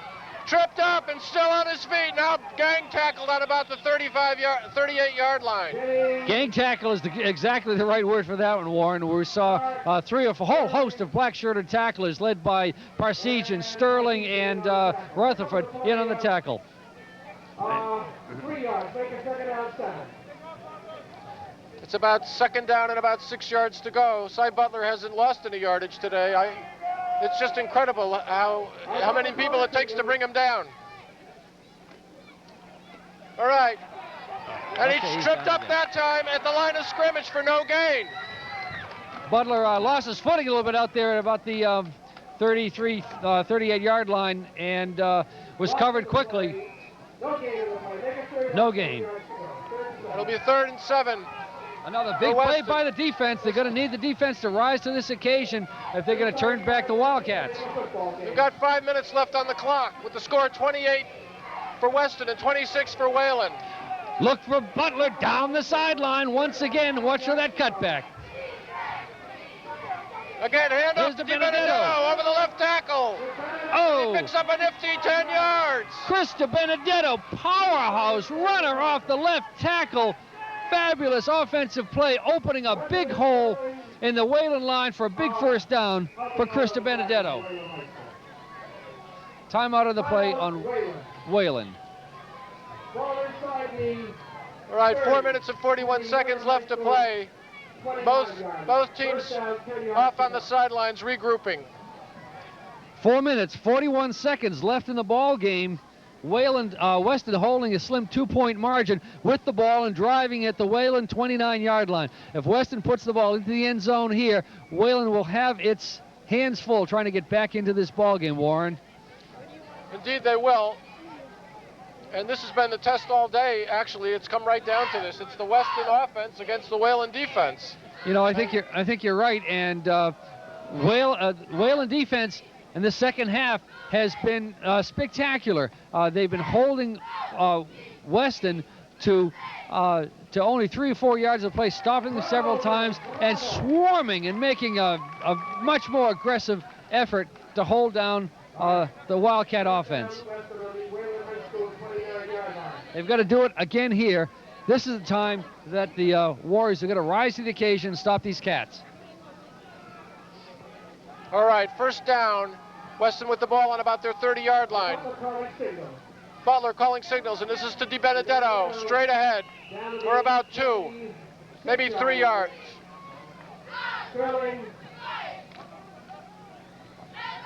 It's a 3-yard pickup. It'll be second down and about 7 yards to go for Weston's. And the ball is spotted on about the 27-yard line of Wayland. The clock is running with 4 minutes and 20 seconds left to play. Wayland's going to have to come across the line here to stop him. Weston needs this first down to keep the clock running and keep in control of it. All right, Butler's calling signals again. Again, a handoff, number 35 this time. Straight ahead, down to about the 20-yard line. I think that's right. A first down. I think that's Ryan Shan again, over the left side, very close to the first down. And this time, Weston using the clock.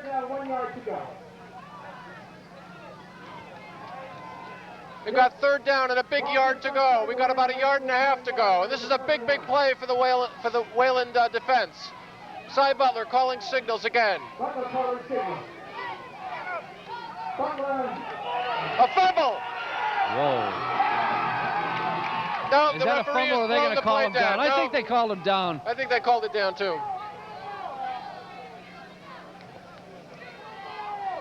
At any rate, it looks like it's going to be fourth down. I don't know about the spot they gave him there, Warren. I thought he had the first down easily, but then again, a lot of people coming out to measure it. A lot of people thought that perhaps he'd fumbled the ball, but I think he was down. And let's see what the measurement calls for. I think he's got the first down. Indeed, you're right. It'll be first and 10. Ball's on about the 19-yard line. Ball will be spotted on the Wayland 19-yard line. First and 10 for Weston. 3 minutes and 28 seconds left to play. With the score, Weston 28, Wayland 26. Again, we've seen quite a change from that spectacular second quarter where we saw 6 touchdowns. We've only had 1 touchdown in the second half, and we're closing into the end of this half with no scoring. All right, we'll see how the Wayland defense rises to this occasion. Butler calling signals over the ball. Rolling out to his right on his option keeper again and caught behind the line of scrimmage. Brian Cromwell making an outstanding defensive play, hauling down. We got a penalty on the play. Let's see what the call is. Offensive holding. I don't know, Warren. Wayland may refuse the penalty here. There was a loss on the play of about 5 yards, and they're talking now with Captain John Sterling, explaining to him the options he's got: accept the penalty and keep the first down, or take the play and credit Wayland with the loss of the play. Well, they're walking it off. It looks like they're going to take the penalty and repeat the down. Wayland playing for yardage. So the ball will be spotted on about the 28-yard line of Wayland. First down and about 18 yards to go. First down, 18 yards to go. All right, Cy Butler again up calling signals with the three backs. Butler with a keeper again. Oh, he's caught by number 53. He's all jammed up in this. Scott Parsegian wrapped him up in close for a gain of no yards on that plane.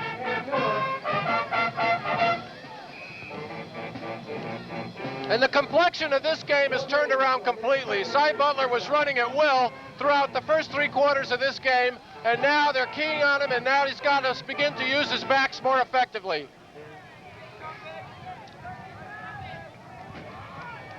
Again on a keeper. Cy Butler around the right side, and there's 2 men there to beat him. He pitches out to DiBenedetto. Inside the 20, inside the 15. And there you saw probably the 2 best athletes on the team mixing it up for a nice pitch-out option. Again, I think one of the keys to that was that the Weston offensive blockers were able to tie up the defensive end for Wayland and allow that pitch. Pick up in the play of 13 yards. Oh, we've got a 3rd down now and about 5 yards to go for Weston, with the ball spotted on about the 15-yard line. Weston's got to make the 10-yard line for a first down. Big play, 3rd and 5. Cy Butler calling signals again, and it's straight ahead this time to the fullback, and he's caught and driven back. Oh. Nice play by the Wayland defense. Big play. Held on to by Dave Parks and then driven back by Brendan Burke. Wayland calls timeout. That was a nice hit by Brendan Burke. It's going to be 4th down and about 2-3 yards to go. I'm sorry, 4th and about 5. We've got 1 minute and 16 seconds left on the clock. The clock is stopped. We're in the 4th quarter with the score, Weston 28, Wayland 26. Warren, we got a big play here. Big call coming up from John DiBiaso, the coach of the Weston Wildcats. 4th down, 5 yards to go. His team holding a 2-point lead. 1 minute 16 to play. And without a reliable kicker, they've really got to come through with a good play in this situation. Yeah, the field goal is out of the question. Weston hasn't attempted a placement conversion attempt all year long. But what they've got is offenses that's been averaging somewhere around 10 yards per